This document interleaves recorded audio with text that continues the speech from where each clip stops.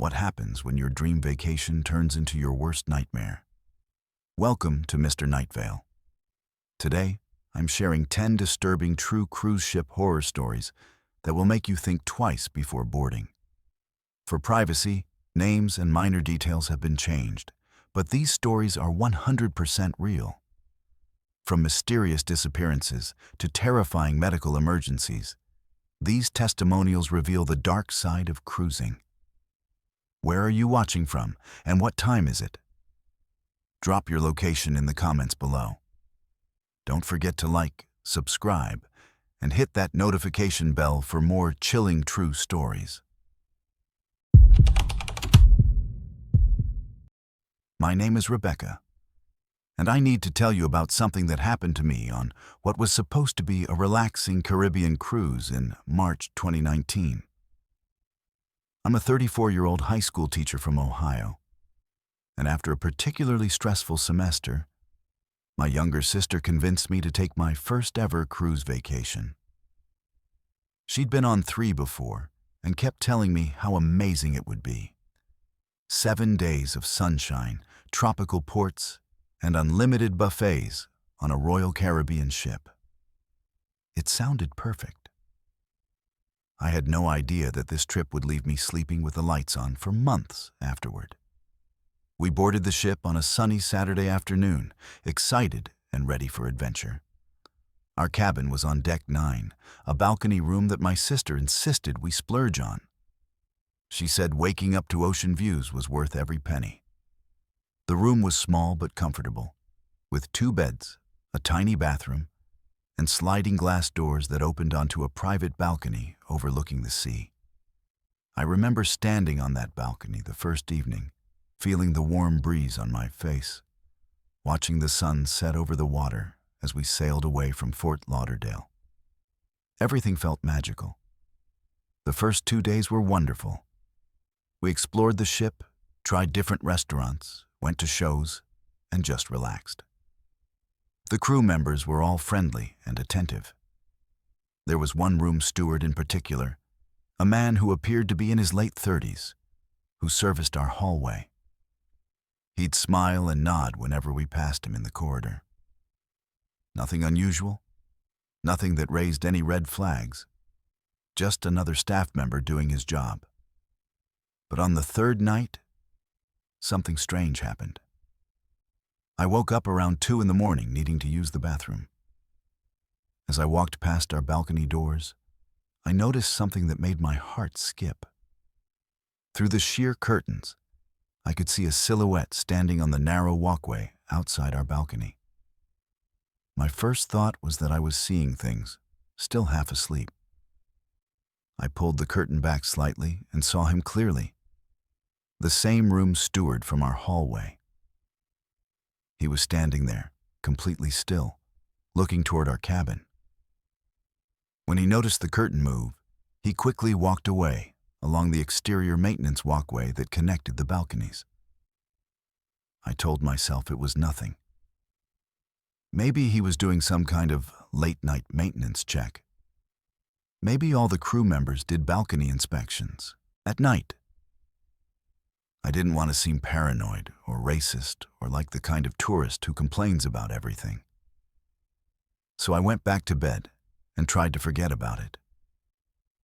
But I couldn't shake the uneasy feeling in my stomach. The next morning, my sister and I went to breakfast, and when we returned to our cabin around 10, I noticed something that made my blood run cold. Our cabin door wasn't fully closed. It was open about 2 inches, despite the fact that I distinctly remembered hearing it click shut behind us and watching my sister test the handle. We always used the deadbolt, always. My sister thought maybe housekeeping had come by, but our room hadn't been serviced yet. Our beds were still unmade, and the privacy tag wasn't on our door. I reported it to the front desk. The woman behind the counter smiled pleasantly and assured me that sometimes the doors don't latch properly due to the ship's movement. She said it happens all the time and that I shouldn't worry. But I was worrying. That night, I made absolutely certain the deadbolt was engaged. I even placed a chair against the door before going to sleep, which made my sister laugh and call me paranoid. But here's what made me realize I wasn't paranoid at all. Around 3 in the morning on night 4, I woke up to use the bathroom again. My sister was sound asleep in the bed next to mine. I glanced toward the door and felt my heart stop.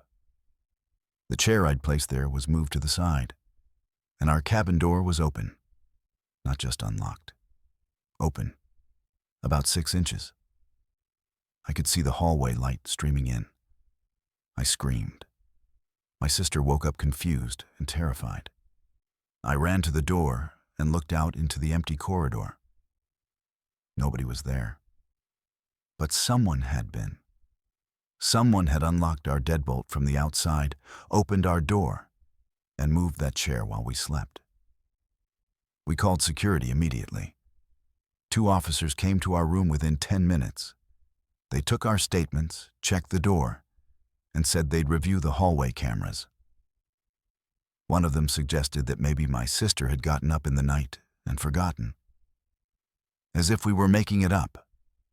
As if we were hysterical women who couldn't remember basic facts. The fear that settled over me after that night was suffocating. We were trapped on this ship in the middle of the ocean with someone who had access to our room, who knew where we slept, who was watching us. Every time I saw a crew member in the hallway, I wondered if it was him. Every sound at night made me jump. I couldn't enjoy the excursions at port because all I could think about was going back to that cabin. My sister tried to comfort me, but I could see she was scared too. On the 5th night, I barely slept.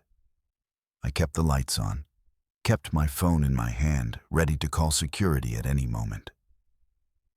Around midnight, I was lying there staring at the ceiling when I heard it. The sliding sound of our balcony door being tested. Someone was trying to open it from outside. I sat up slowly, my heart pounding so hard I thought it might explode. My sister was asleep. I didn't want to wake her and cause him to run away again. I needed proof. I reached for my phone and opened the camera app, setting it to video. Then I slowly, quietly, moved toward the balcony doors. The curtains were drawn, but through a small gap, I could see him. The same room steward. He was standing on our balcony, trying the door handle. When he realized it was locked, he just stood there, watching. His face was pressed close to the glass, and I could see his eyes scanning our dark room. I was frozen in terror. But somehow, I managed to keep my phone steady and record him. After what felt like an eternity but was probably only 2 minutes, he finally walked away along the exterior walkway. I was shaking so violently I could barely hold the phone. I woke my sister up and showed her the video. She was horrified. We called security again, and this time we had evidence they couldn't dismiss. What happened next was almost as disturbing as the stalking itself. The security team came to our room, watched the video, and seemed genuinely concerned for about 5 minutes. Then a supervisor arrived and the whole tone changed. They asked us not to tell other passengers because it might cause unnecessary panic. They said they would handle it internally. They moved us to a different cabin on deck 7, an interior room with no balcony and no windows. They said it was for our safety, but it felt like we were being hidden away. We found out later from another passenger that the crew member had been confined to quarters, whatever that meant. But he wasn't removed from the ship. He was still on board with us for the remaining 2 days of the cruise. We spent those final days barely leaving our windowless room, jumping at every sound, unable to relax or feel safe. The ship that had seemed so magical now felt like a floating prison. When we finally disembarked, I felt such overwhelming relief to be back on solid ground. But the trauma didn't end there. For months afterward, I struggled with severe anxiety. I developed an intense fear of being in enclosed spaces, especially at night. I started sleeping with my bedroom lights on, checking and rechecking my locks multiple times before bed. I couldn't stay in hotels. I couldn't even enjoy my own apartment without feeling watched. The cruise line offered us a partial refund and a voucher for a future cruise, as if money could erase what happened. As if I would ever step foot on another ship. We never got a real explanation for why that crew member was targeting us specifically. We never found out if he'd done this to other passengers. The whole thing was swept under the rug as quickly and quietly as possible. What haunts me most isn't just what happened, but what could have happened. What if my balcony door hadn't been locked that night? What if he'd managed to get into our room while we slept? I trusted that cruise ship to keep me safe. And instead, someone with master key access used his position to terrorize us. And when we reported it, when we provided video evidence, the priority wasn't our safety. It was protecting the company's reputation. I'm sharing this story because I need people to understand that these things happen. That your locked cabin door might not be as secure as you think. That the crew members who have access to your room aren't always trustworthy. That when something feels wrong, it probably is. And you shouldn't let anyone make you feel paranoid for trusting your instincts. I was lucky. I woke up. I recorded evidence. My sister and I made it home safely. But I'll never forget the feeling of waking up to find a stranger standing at the foot of my bed, watching me sleep in the darkness, knowing he could do whatever he wanted and I had nowhere to run. That kind of fear changes you forever. My name is David, and I'm about to tell you about the worst 72 hours of my entire life. I'm a 41-year-old software engineer from Seattle. And in January 2020, my wife and I decided to celebrate our 15th wedding anniversary with a cruise along the Mexican Riviera. We'd been saving for this trip for over a year. It was supposed to be romantic, relaxing, a chance to reconnect after years of putting our careers first. Instead, it turned into a nightmare that still wakes me up at 3 a.m, drenched in sweat, remembering the sounds.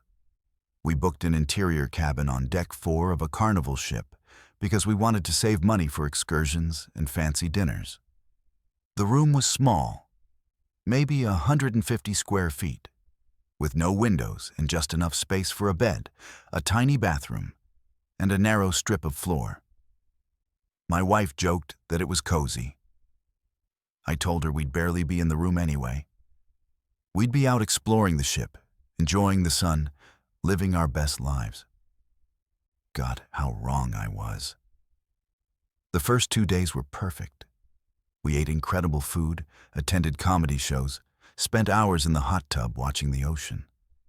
My wife was glowing, laughing more than she had in months. We felt young again. On the 3rd morning, we woke up to an announcement over the ship's intercom. The captain's voice was calm but firm. There had been some reports of gastrointestinal illness among passengers and crew. As a precaution, they were implementing enhanced cleaning protocols and asking anyone feeling unwell to report to the medical center immediately. Neither of us thought much of it. Cruise ships sometimes have stomach bugs. It's common.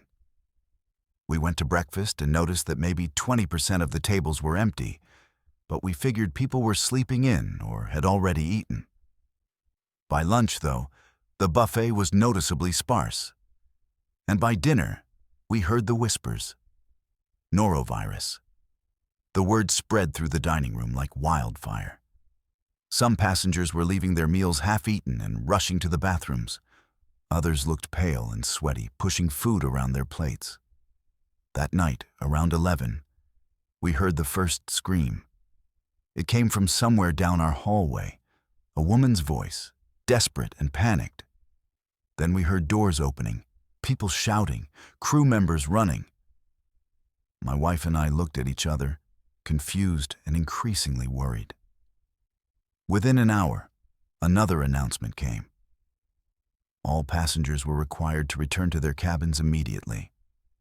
Enhanced quarantine protocols were now in effect. We were not to leave our rooms until further notice. At first, it didn't seem real. We thought maybe it would be for a few hours, overnight at most. But when I tried to open our cabin door the next morning, I found it wouldn't budge. They'd sealed us in. There was a printed notice that had been slipped under our door during the night. 400 passengers were now showing symptoms of norovirus. Everyone was confined to cabins for a minimum of 72 hours. Meals would be delivered. Medical staff would monitor the situation. Please remain calm. Remain calm. Those words haunted me because within 6 hours, calm became impossible. Our interior cabin, which had seemed cozy before, suddenly felt like a coffin. No windows, no natural light. Just artificial fluorescent bulbs and walls that seemed to close in with every passing hour. The air felt stale and recycled. I could hear the ventilation system constantly running, and all I could think about was how we were breathing the same air as 400 sick people. The virus was in the vents. It was everywhere. My wife started feeling sick around noon on the first day of quarantine. She said her stomach hurt, that she felt nauseous. I told her it was probably just anxiety, that we'd be fine. But by 3 in the afternoon, she was vomiting violently into our tiny toilet. The sounds alone were traumatic, echoing in that small bathroom. But what terrified me more was how quickly she deteriorated. Within 2 hours, she couldn't keep anything down. Not water, not crackers, nothing. I called the medical center. The line rang 15 times before someone answered. And when they did, the exhaustion in their voice told me everything I needed to know. They were overwhelmed. The nurse told me to keep my wife hydrated, to monitor her temperature, and that someone would check on us as soon as possible. As soon as possible. That phrase meant nothing when people were dying. And they were dying. I know because I could hear it happening. Through our cabin walls, which were paper thin, I heard everything. The woman in the cabin to our left was sobbing uncontrollably, begging someone on the phone to help her husband. The couple to our right was both sick, and I could hear them vomiting in turns, one of them moaning in agony while the other tried to comfort them through their own illness. Above us, someone was banging on their door, screaming for a doctor. Below us, I heard what sounded like someone collapsing, a heavy thud, followed by frantic shouting. The sounds never stopped. Day and night, it was a symphony of human suffering. Retching, crying, screaming, doors banging, crew members running up and down the hallways. And the smell. Oh God, the smell started seeping under our door by the second day. A mixture of vomit, disinfectant, and something else I can't even describe. Something sickly sweet and rotten that made me gag every time I breathed too deeply. My wife's condition worsened throughout the first night. She developed a fever of 103 degrees. Her lips were cracked and bleeding from dehydration. Her eyes were sunken. She couldn't stand without my help. I kept calling the medical center, but each time I got the same response. They were doing their best. Someone would come. Please be patient. But nobody came. Not for 12 hours. Not while my wife laid on that bathroom floor, too weak to make it back to the bed, shaking and crying and begging me to make it stop. I felt so helpless, so useless. I'm supposed to protect her, to fix problems, to find solutions. That's what I do for a living. I solve complex technical issues. But I couldn't solve this. I couldn't make her better. I couldn't even get her basic medical attention. On the second day of quarantine, I witnessed something through the crack of our door that will haunt me forever. I heard commotion in the hallway and pressed my face to the narrow gap between the door and the frame. Through that tiny space, I watched as crew members in full hazmat suits carried a man out on a stretcher. He wasn't moving. His face was gray.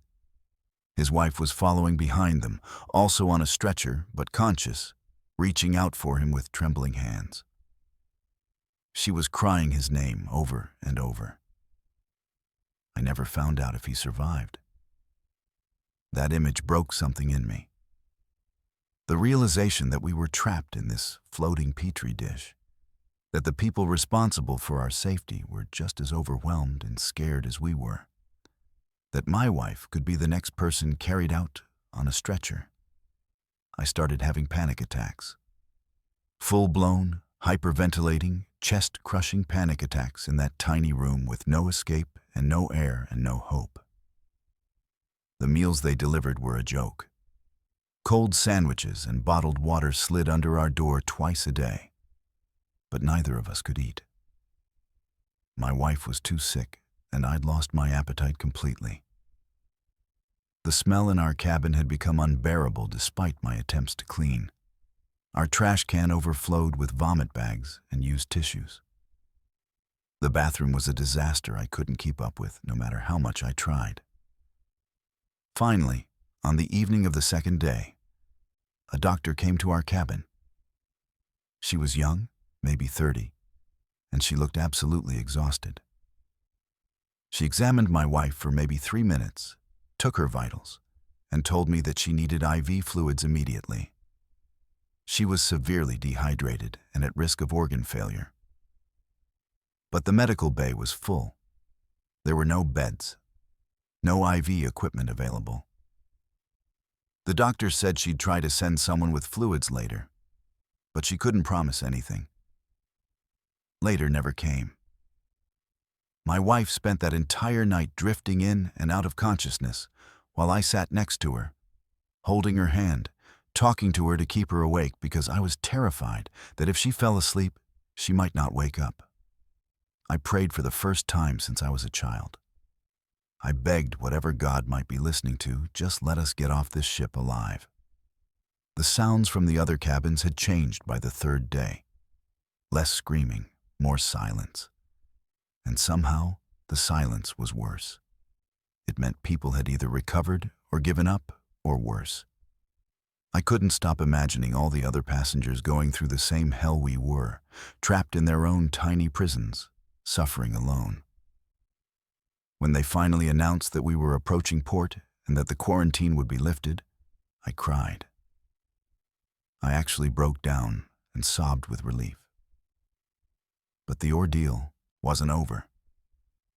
When they opened our cabin door, crew members in protective gear helped my wife onto a wheelchair.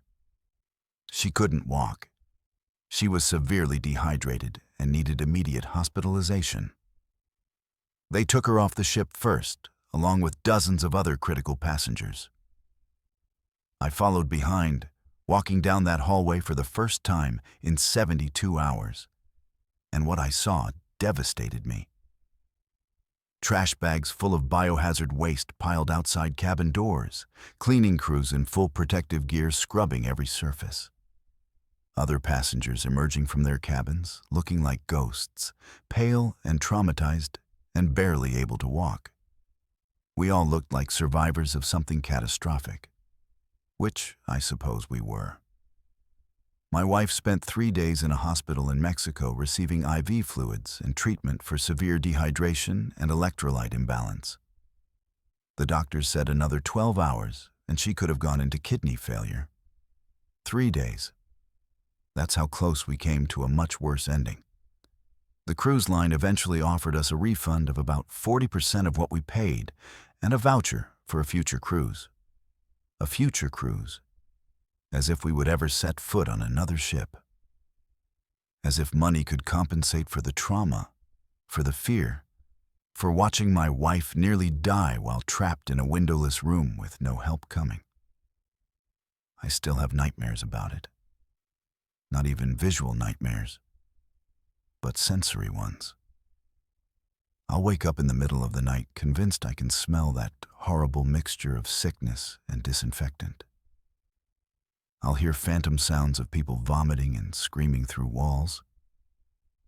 I can't use our guest bathroom anymore because it's too small and windowless and it triggers panic attacks. My wife developed severe anxiety around confined spaces and has to take medication before flying anywhere. What people don't understand about norovirus outbreaks on cruise ships is that it's not just a stomach bug. It's not just an inconvenience. When 400 people get sick simultaneously on a floating vessel in the middle of the ocean, it becomes a humanitarian crisis. The medical facilities aren't equipped for that volume. The crew isn't trained for that chaos. And passengers become prisoners, trapped in small spaces with inadequate care, listening to the suffering of everyone around them, wondering if they'll be next. We were supposed to be celebrating 15 years of marriage. Instead, we spent our anniversary trapped in hell, fighting for survival, discovering that the romantic cruise we'd saved for was really just a floating nightmare waiting to happen. And the worst part is knowing that the cruise line knew this could happen. They know these outbreaks occur regularly. But they keep selling tickets, keep packing ships with thousands of passengers, keep prioritizing profits over safety. My name is Christina, and I witnessed something on an Alaskan cruise that the cruise industry desperately wanted buried. I'm a 28-year-old marketing manager from Denver, and in July 2021, I decided to do something I'd been putting off for years. Take a solo vacation. My friends thought I was brave. My mother thought I was reckless. But I needed to prove to myself that I could travel alone, that I didn't need anyone else to have adventures. I chose a Norwegian cruise line ship sailing through Alaska because it seemed safe, structured, and beautiful. What I didn't expect was to become the sole witness to a disappearance that would shatter everything I thought I knew about safety at sea. I boarded the ship in Seattle on a gray Monday morning, carrying one suitcase and a backpack full of books I'd been meaning to read. My cabin was modest, a small interior room on deck 6 with barely enough space to turn around. But I didn't mind. I planned to spend most of my time exploring the ship and the Alaskan ports. The first day at sea was everything I'd hoped for. I walked the decks, attended a cooking demonstration, watched glaciers from the observation lounge, and felt genuinely proud of myself for taking this leap. On the second night, I went to dinner alone in one of the main dining rooms. The hostess seated me at a table for 6, explaining that single travelers were often grouped together. That's when I met her. The woman who would disappear without a trace just 3 days later. Her name was Marie, and she was probably in her mid-30s, with kind eyes and an easy laugh. She was sitting across from me, also traveling alone, and we connected immediately. While the other 4 seats at our table remained empty throughout the meal, Marie and I talked for nearly 2 hours. She told me she was from Portland, that she worked in graphic design, and that this cruise was a gift to herself after a difficult divorce. I told her about my marketing job, about my tendency to overthink everything, about how liberating it felt to finally travel solo. We exchanged cabin numbers and made plans to meet for breakfast the next morning at 8. Marie said she wanted to show me some sketches she'd been working on, landscape drawings of the Alaskan coastline. I remember her excitement when she talked about art, the way her whole face lit up. She seemed so alive, so present, so real. I went to bed that night, feeling grateful that I'd made a friend on this journey. But when I arrived at the breakfast buffet at 8 the next morning, Marie wasn't there. I waited for 20 minutes, thinking maybe she'd overslept. Solo travelers don't have anyone to wake them up after all. By 8:30, I decided to check on her. Her cabin was on deck 5, just one floor below mine. I knocked on her door several times. No answer. I knocked again, louder. Still nothing. I felt a small flutter of worry but told myself I was being dramatic. Maybe she'd changed her mind about breakfast. Maybe she'd gotten sick and didn't want company. Maybe she'd decided to eat somewhere else on the ship. I went about my day, explored Juneau during our port stop, bought some overpriced souvenirs, took photos of eagles and totem poles. But that evening at dinner, when I returned to our assigned table, Marie's seat was empty again. This time, the worry felt more justified. I asked the server if he'd seen the woman who'd been sitting across from me the night before. He looked confused and checked his seating chart. According to his records, that seat had been empty both nights. I insisted that a woman named Marie had been there, that we'd talked for hours. He smiled politely and said he'd look into it, but I could see the dismissal in his eyes. Just another paranoid solo traveler imagining things. After dinner, I went directly to Marie's cabin. I knocked until my knuckles hurt. I called out her name. A few passengers walking by gave me strange looks, but nobody stopped to help. Finally, a crew member approached and asked if there was a problem. I explained that my friend hadn't shown up for breakfast, that she wasn't answering her door, that I was worried something might be wrong. The crew member, a young woman with a tight smile, assured me she'd check on it and asked for my cabin number. She'd let me know if there was any news. But no news came. Not that night. Not the next day. It was as if Marie had simply ceased to exist. On the 4th day, I went to guest services and demanded answers. The woman behind the desk pulled up Marie's information on her computer and told me, in a voice that sounded rehearsed, that the passenger in question was fine and preferred not to be disturbed. Preferred not to be disturbed. As if Marie had requested privacy from someone she'd made breakfast plans with. As if that explanation made any sense. I didn't believe it. Something in my gut told me this was wrong. I started asking other passengers if they'd seen a woman matching Marie's description. Most people barely remembered their own dinner companions, let alone someone from another table. The few who did recall seeing Marie said they hadn't noticed her since the second night. She'd just vanished. The ship's atmosphere started feeling different after that. Every time I asked questions, crew members would exchange glances. Every time I walked down a corridor, I had the distinct sensation of being watched. Security cameras that I'd never paid attention to before suddenly seemed to track my movements. I felt like I was going crazy, like maybe everyone was right and I was just a lonely solo traveler who'd imagined a deeper connection than existed. But then came day 5, and everything changed. I was returning to my cabin around 4 in the afternoon when I noticed unusual activity on deck 5. 3 crew members were exiting a cabin, moving quickly and quietly. One of them was carrying a large suitcase. A suitcase covered in travel stickers. A suitcase I recognized because Marie had pointed it out to me at dinner, laughing about how she collected stickers from every place she'd ever visited. Portland, Seattle, Vancouver, San Francisco. All there. All visible. All being carried away. I froze in the stairwell, watching through the small window in the door. The crew members weren't using the main corridors. They were taking a service hallway that passengers rarely saw.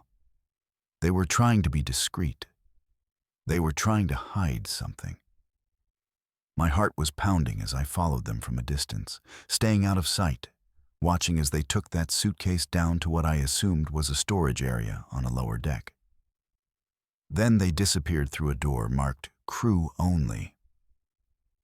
I stood there for several minutes, my mind racing, trying to make sense of what I'd just witnessed.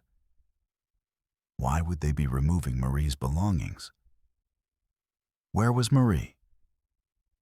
That evening, there was an announcement over the ship's intercom system.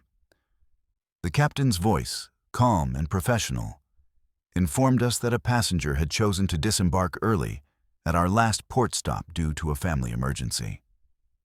The ship extended its best wishes to the passenger and reminded everyone to enjoy the rest of the cruise. The announcement was so routine, so forgettable, that most passengers probably didn't even register it. But I knew they were talking about Marie.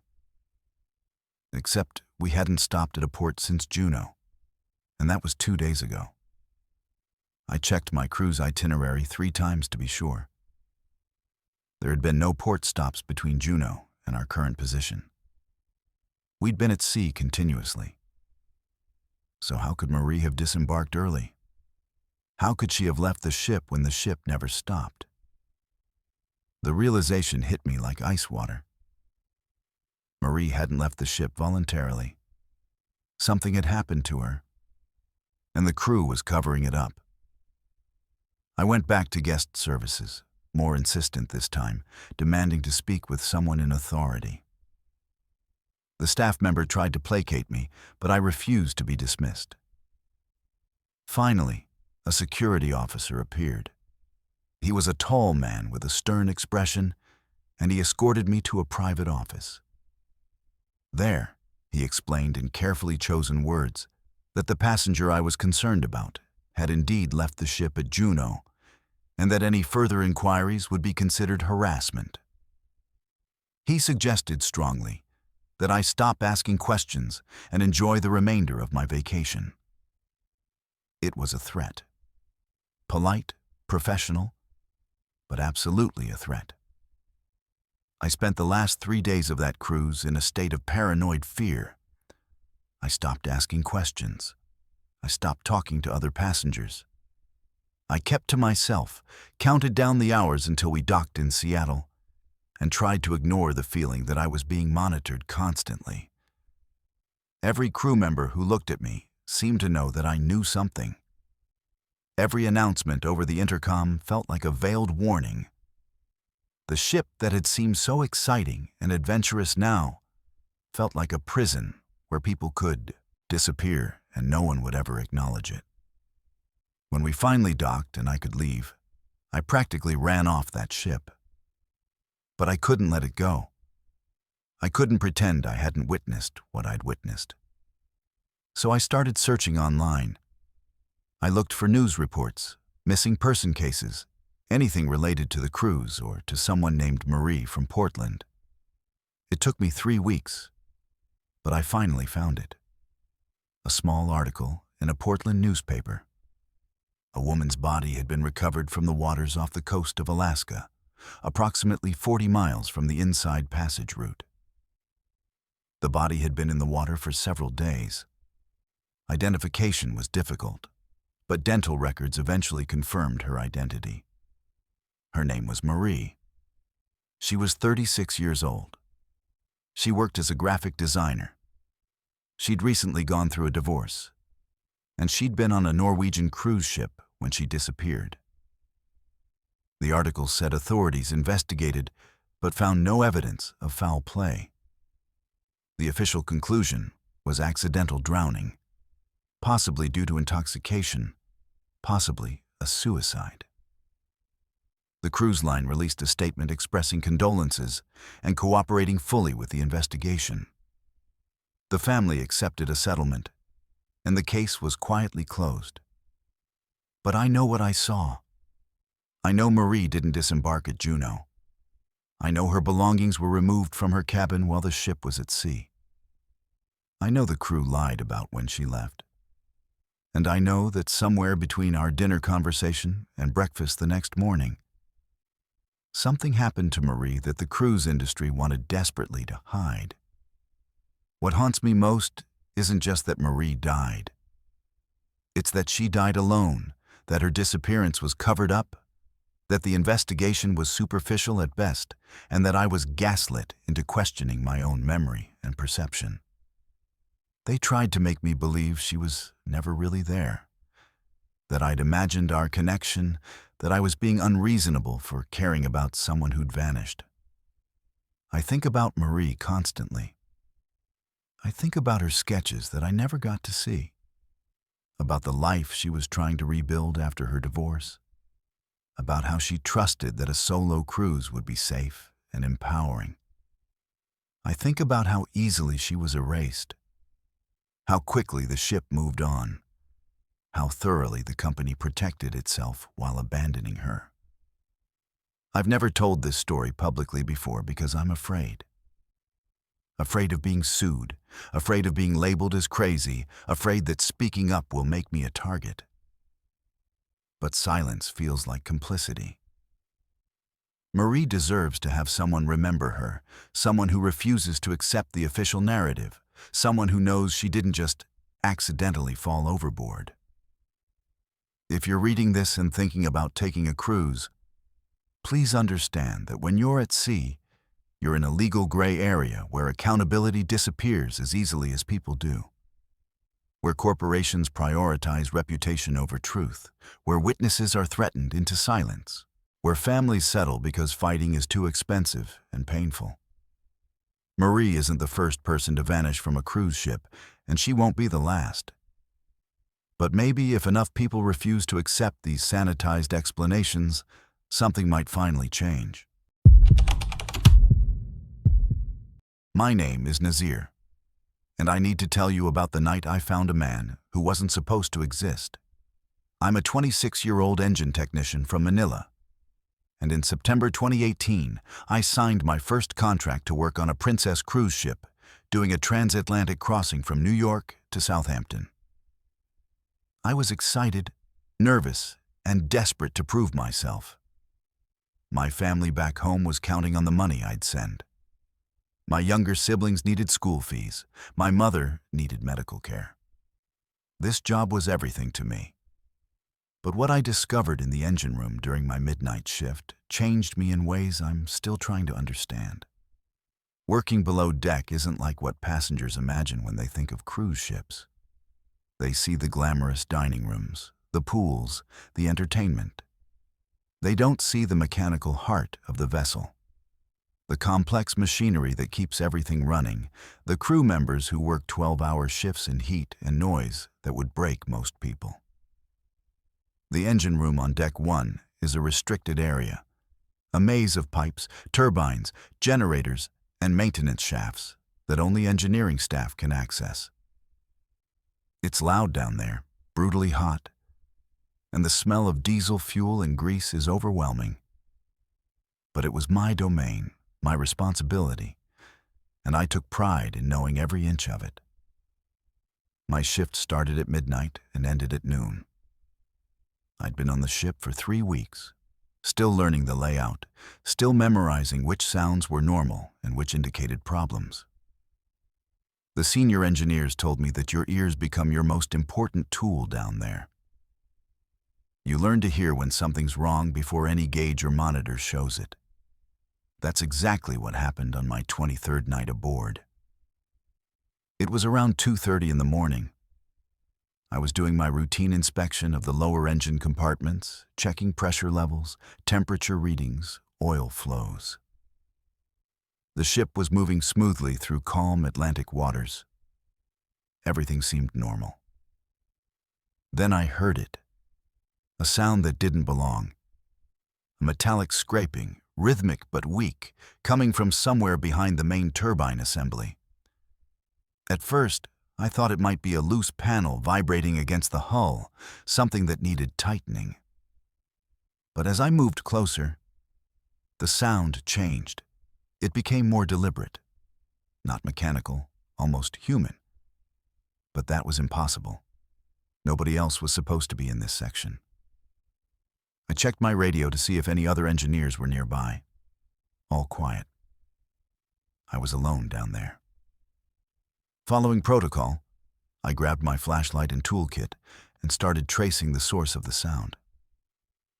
It led me to one of the vertical maintenance shafts, a narrow passage between decks used for accessing pipes and electrical conduits. These shafts are barely wide enough for a person to fit through, and they're always locked from the outside with heavy steel hatches. But when I reached shaft 7B, I found something that made my blood run cold. The access hatch was closed, but not locked. And the scraping sound was coming from inside. I called out, asking if anyone was there. No response.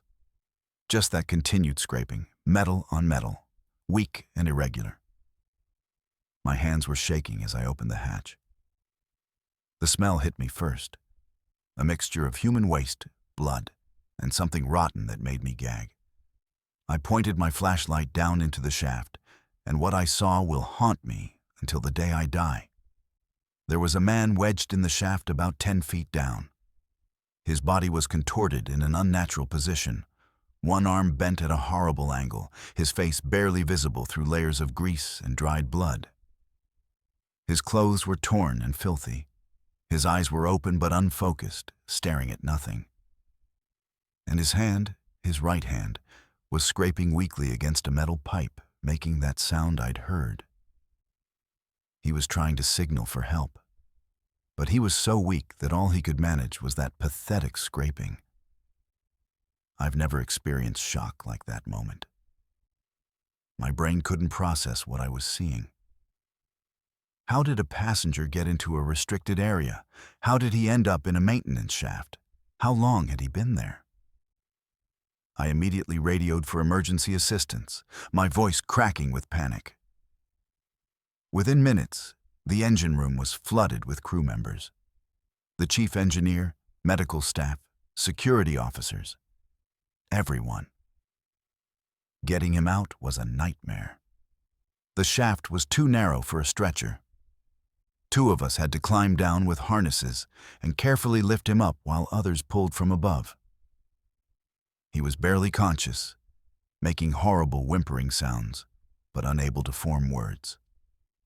His body was covered in cuts, bruises, and burns from hot pipes.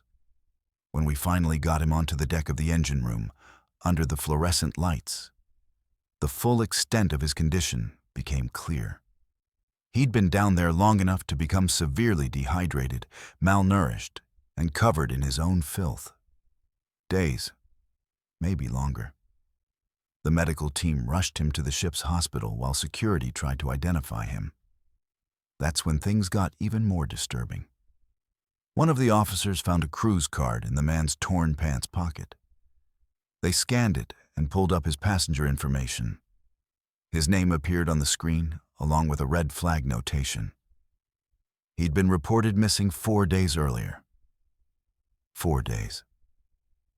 This man had been trapped in that maintenance shaft for 4 entire days while the ship conducted searches, while his family panicked, while everyone assumed he'd gone overboard. But here's what I couldn't understand then and still struggle with now. How did he get into that shaft? The access hatches to maintenance areas are locked and can only be opened with crew key cards. Passengers don't have access. They shouldn't even know these shafts exist. And even if he somehow got a key card, even if he somehow opened the hatch, why would he climb down into a vertical shaft? Nothing about it made sense. I tried to ask the security officers these questions, but I was quickly told to return to my duties and not discuss what I'd seen with anyone. They said it was a confidential matter under investigation. But I was the one who found him. I was the one who heard him scraping against that pipe, using his last ounce of strength to signal that he was still alive. I deserved answers. Over the next few days, rumors spread among the crew despite orders to stay quiet. Some said the passenger had been intoxicated and wandered into a restricted area. Others claimed he was suicidal and trying to hide. A few whispered that he'd been involved in some kind of altercation and was running from someone. Nobody seemed to know the truth. And the official line from management was that the investigation was ongoing, and we should all focus on our jobs. I tried to focus, but I couldn't. Every time I went down to the engine room for my shift, I'd walk past shaft 7B and remember what I'd found inside. I started having nightmares about being trapped in tight spaces, about hearing scraping sounds but not being able to find the source, about discovering people wedged into machinery, dying slowly while life continued normally just feet above them. The passenger survived, technically. They airlifted him off the ship when we reached the Azores for refueling. I heard from one of the medical staff that he was in critical condition, that his physical injuries were severe, but his psychological state was even worse. He couldn't speak coherently. He couldn't explain what happened. He just kept repeating the same phrase over and over. But nobody would tell me what he was saying.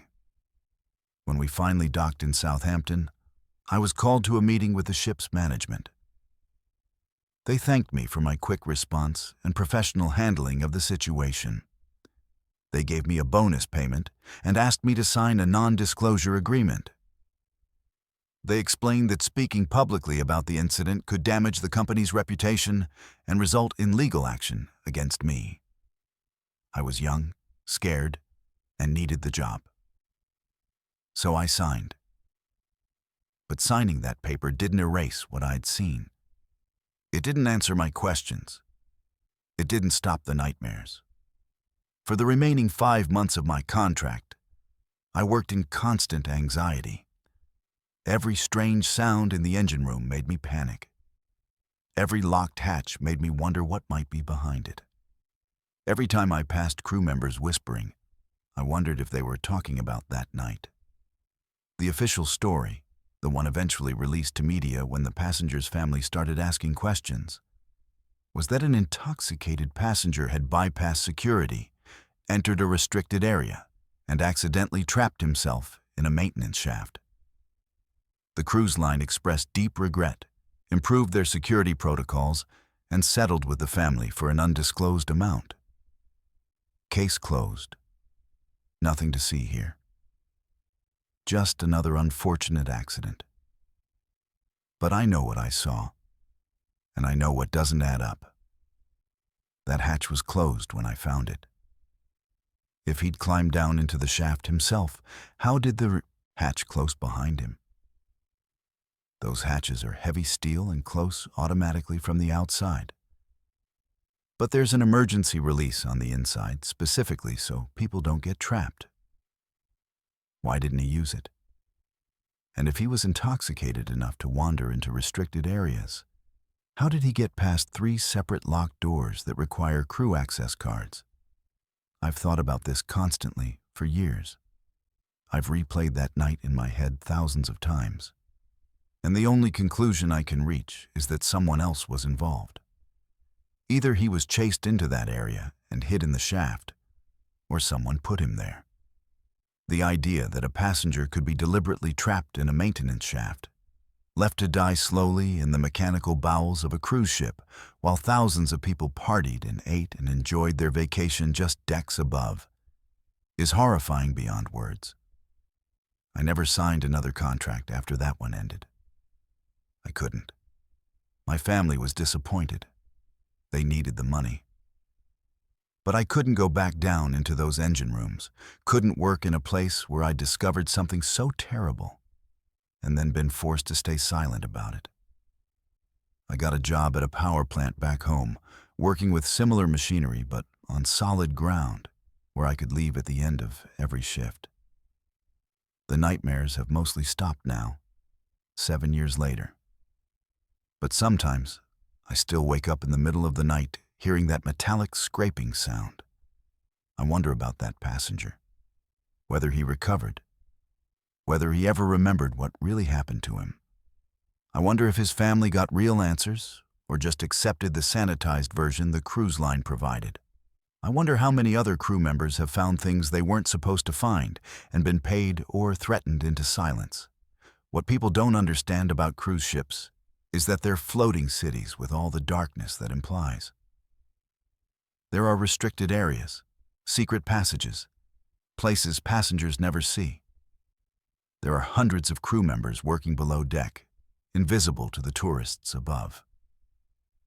And when something goes wrong, when someone gets hurt or disappears or dies, the priority is always protecting the company, protecting the brand, protecting the illusion that cruises are safe and fun, and nothing bad ever happens. I'm breaking my non-disclosure agreement by telling this story. I could be sued. I could be blacklisted from ever working in the maritime industry again. But I'm tired of carrying this secret. I'm tired of wondering what really happened to that man. I'm tired of knowing that the cruise industry values profit over truth, reputation over justice, silence over accountability. I found a man who'd been left to die in a maintenance shaft, and I was paid to forget about it. But I can't forget. I won't forget, and neither should you. My name is Alessio, and I'm going to tell you about the 38 hours when I was absolutely certain my parents and I were going to die at sea. I'm a 52-year-old nurse from Naples, and in November 2022, I convinced my elderly parents to join me on a Mediterranean cruise. My father was 78, my mother 75, and they'd never been on a ship before. I promised them it would be relaxing, beautiful, a chance to see the coastlines they'd only read about in books. I promised them they'd be safe with me. I've spent 3 decades as a nurse, handling emergencies, staying calm under pressure, saving lives. But nothing in my career prepared me for what happened when nature decided to show us exactly how powerless we really are. We boarded the MSC cruise ship in Barcelona on a gray Sunday morning. The weather forecast mentioned possible rough seas later in the week. But the captain assured everyone during the safety briefing that the ship was equipped to handle any conditions. He spoke with such confidence, such authority, that we all believed him. Why wouldn't we? These ships cross oceans regularly. They're engineered for storms. They have stabilizers and sophisticated navigation systems. What could possibly go wrong? Our cabin was on deck 7, a modest room with 2 beds and a small sofa bed for me. My parents were excited but also nervous, especially my mother, who got motion sickness in cars. I'd brought medication for her, assured her the ship was so large she wouldn't even feel the waves. For the first 2 days, I was right. The Mediterranean was calm, almost glassy. We visited port cities, ate wonderful food, and my parents kept telling me this was the best decision they'd ever made.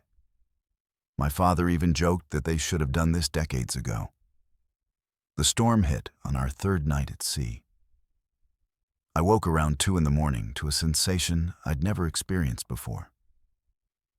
The entire cabin was moving, not just swaying but actually tilting at an angle that made my stomach drop. I heard objects sliding across surfaces, heard a loud crash from the bathroom where bottles had fallen. My mother was already awake, gripping the edge of her bed, her face pale in the dim emergency lighting. My father was trying to sit up, confused and disoriented. The ship tilted again, more severely this time, and I actually had to grab the wall to keep from sliding across the floor. That's when I realized this wasn't normal ocean movement. This was something else entirely.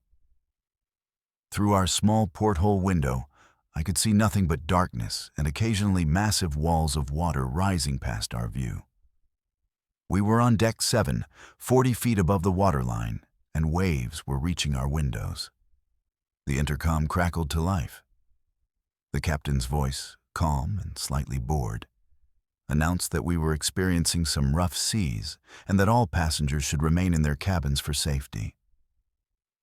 He used the phrase, normal maritime conditions, and told us not to be alarmed, not to be alarmed, as if the ship wasn't tilting at angles that made it feel like we might roll over completely. My nursing instincts kicked in. I made my parents stay in their beds, wedged pillows around them so they wouldn't slide. and tried to project calm confidence I absolutely did not feel. But inside, I was terrified. I've seen bad weather before. I've lived through storms on land. But being on a ship in the middle of the Mediterranean, feeling the entire massive structure being tossed around like a toy, hearing the hull groan under the pressure of waves, that's a special kind of terror that reaches into your primitive brain and screams that you're going to die. The storm didn't let up. Hour after hour, the ship pitched and rolled. Objects that weren't secured went flying. I heard glass breaking somewhere in the corridor. Heard people shouting, heard children crying. The ship would tilt to one side for what felt like forever, hang there at an impossible angle. And I'd think, this is it. We're capsizing. This is how it ends. Then it would slowly, agonizingly, roll back the other direction. Around 6 in the morning, my mother needed to use the bathroom. I tried to help her walk the 10 feet from her bed, but the ship lurched violently and we both went down. She hit her head on the corner of the desk, and I heard the sickening thud of skull against wood. Blood immediately started flowing from a gash above her eyebrow. She was conscious, but dazed, and I could see in her eyes that she was going into shock. This is what I do. This is my profession. I handle medical emergencies. But doing it in a cabin that's tilting at crazy angles, with limited supplies, while my own mother bleeds in my hands, that's different.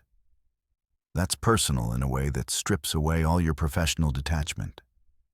I applied pressure to the wound with a towel, elevated her head as much as possible given the circumstances, and called the medical bay.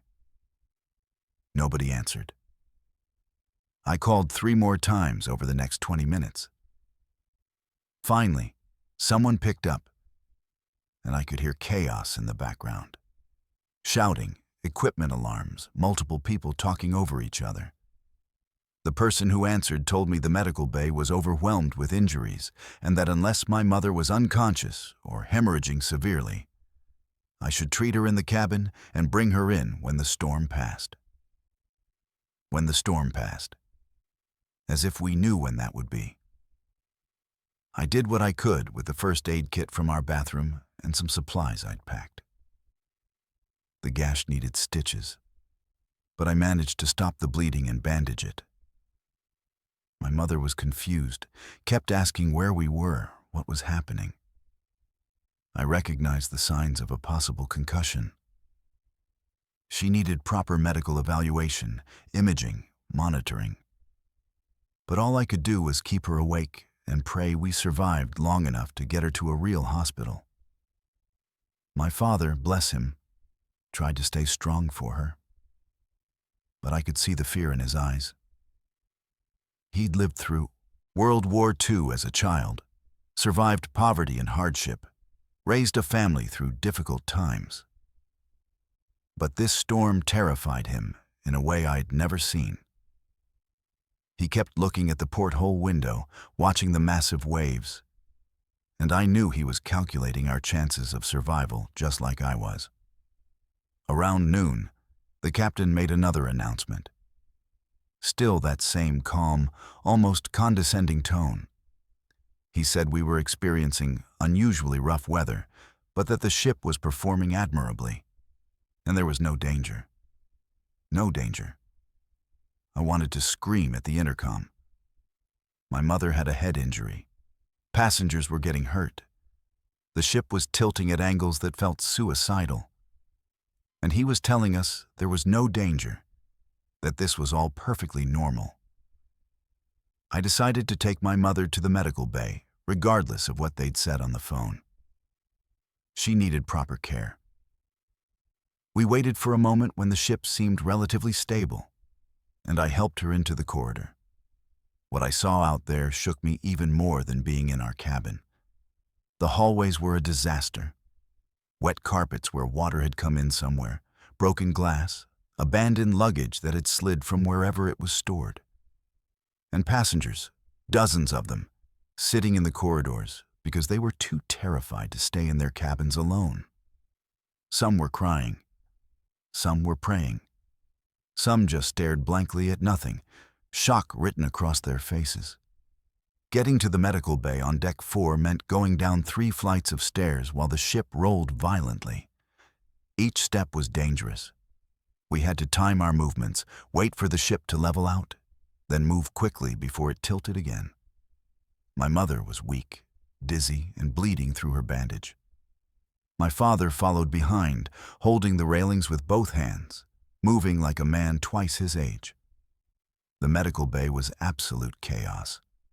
I've worked in emergency rooms during flu season, during natural disasters, during mass casualty events. But I've never seen medical staff so overwhelmed and under-resourced. There were at least 30 people crowded into a space designed for maybe 10.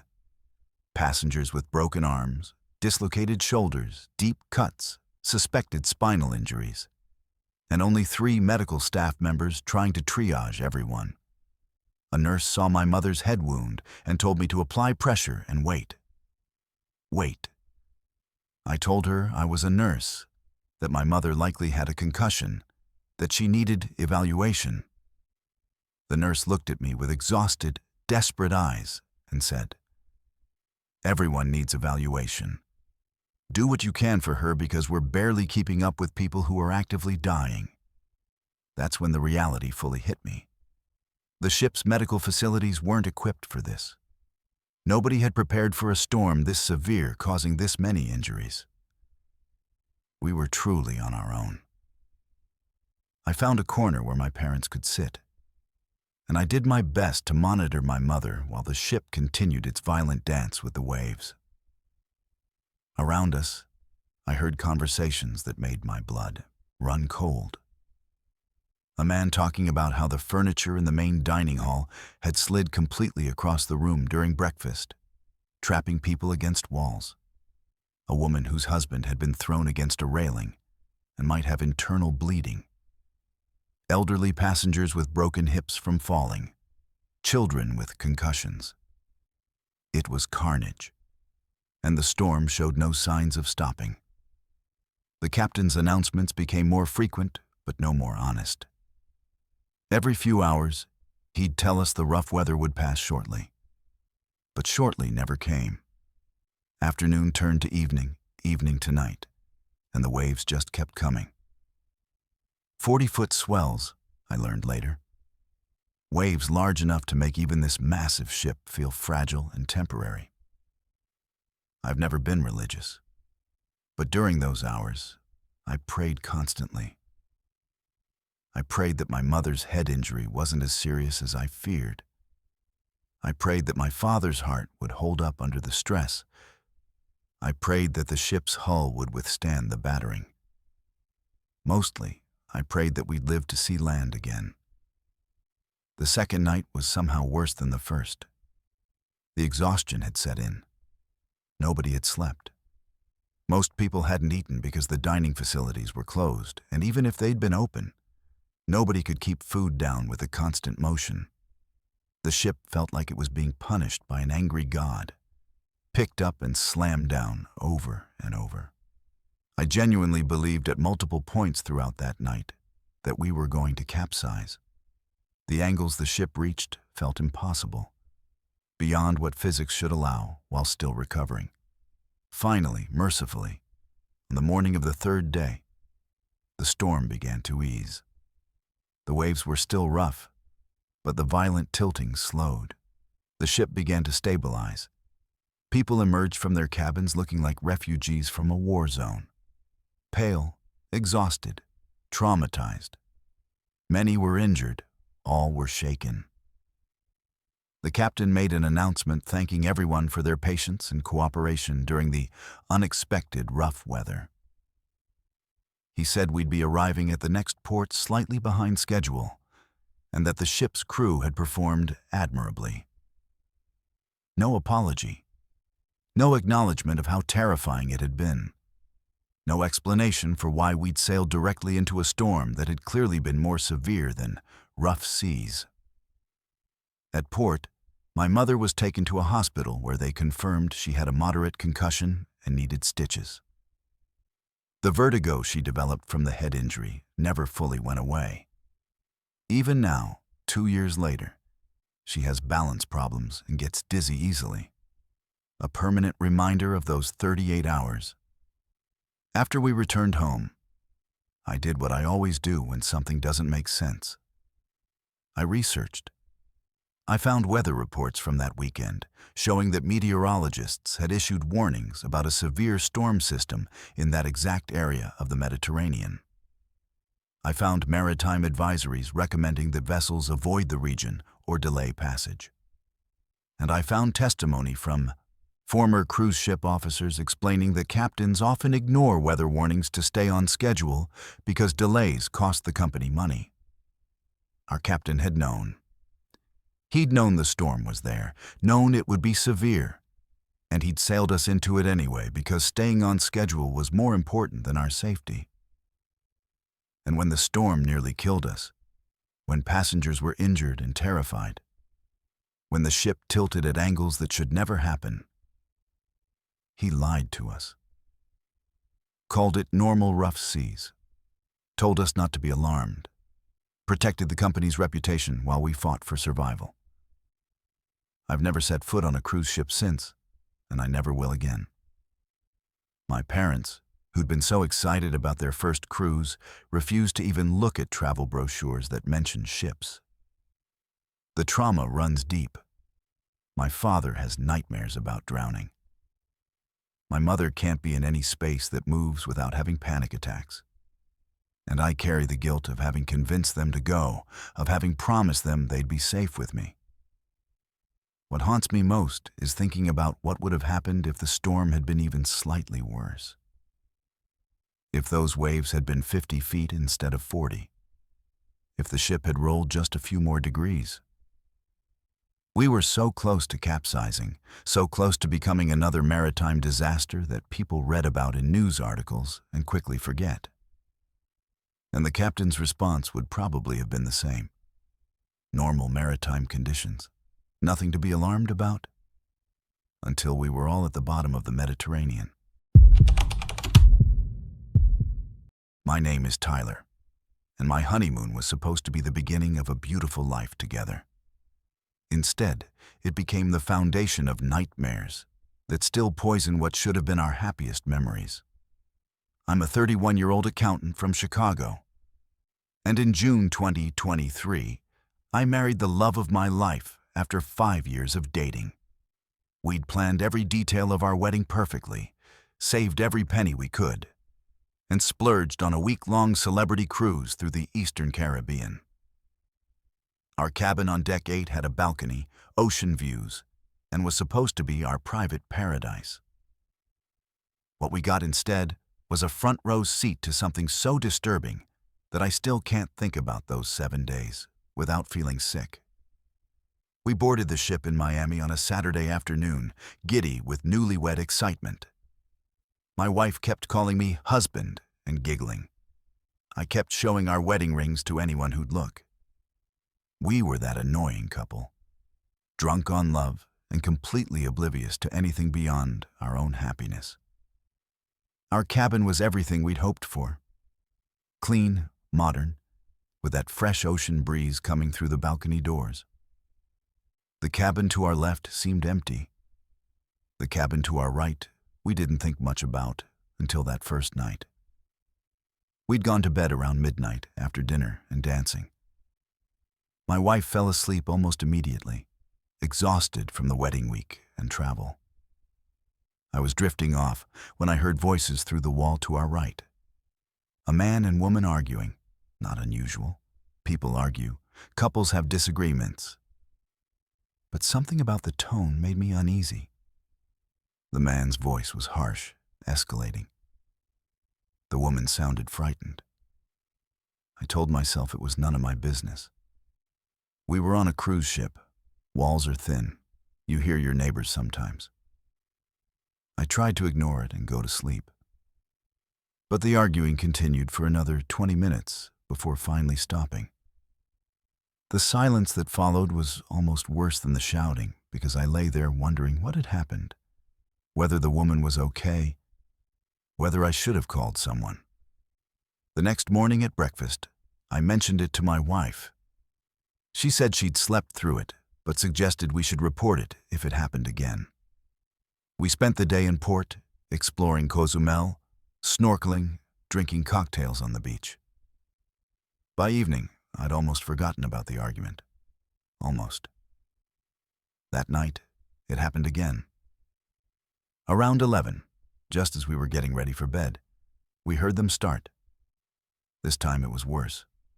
The man was screaming, actual screaming, words I couldn't make out, but the rage was unmistakable.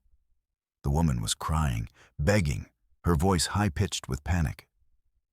My wife grabbed my arm, her eyes wide. This wasn't just an argument. This was something darker. We heard crashes, something heavy hitting a wall, glass breaking, the woman screaming, "No, please, stop!" And then the man's voice, lower now but somehow more terrifying, saying things we couldn't distinguish, but that made the woman sob harder. My wife was shaking. I picked up the cabin phone and called security. Told them there was a violent domestic disturbance in the cabin next to ours, gave them our cabin number so they could identify which one. The security officer said someone would come check on it immediately. We waited. 20 minutes. 30. The sounds from next door had stopped, replaced by an eerie silence. No security officers appeared. No one knocked on our door to ask questions. No one knocked on the neighboring cabin. Nothing. It was as if our call had simply disappeared into the void. My wife couldn't sleep. She kept whispering, "What if he hurt her? What if she needs help?" I didn't have answers. On the third night, something changed.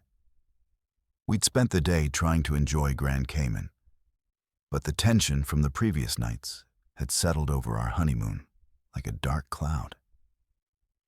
We couldn't stop thinking about the woman next door, couldn't shake the feeling that we were failing her somehow by not doing more. That evening, we stayed in our cabin, partly because we were tired, but mostly because some morbid part of us needed to know what was happening next door. The arguing started earlier this time, around 9, and it was immediately more violent than before.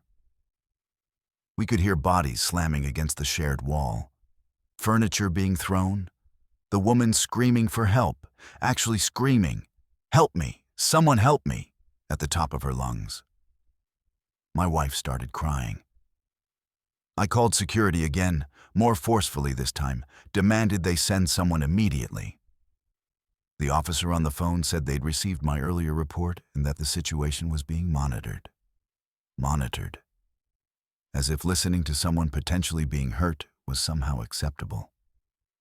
Then we heard the crashes. Multiple impacts, heavy and sickening. The woman's screaming reached a pitch that didn't sound human anymore, pure terror. And then suddenly, horribly, it stopped. Complete silence. Not the silence of resolution, but the silence of something final. My wife looked at me with absolute horror in her eyes. We both knew we'd just heard something terrible happen. I didn't call security this time. I physically went to their office on Deck 5, left my wife locked in our cabin because I didn't want her in the hallways.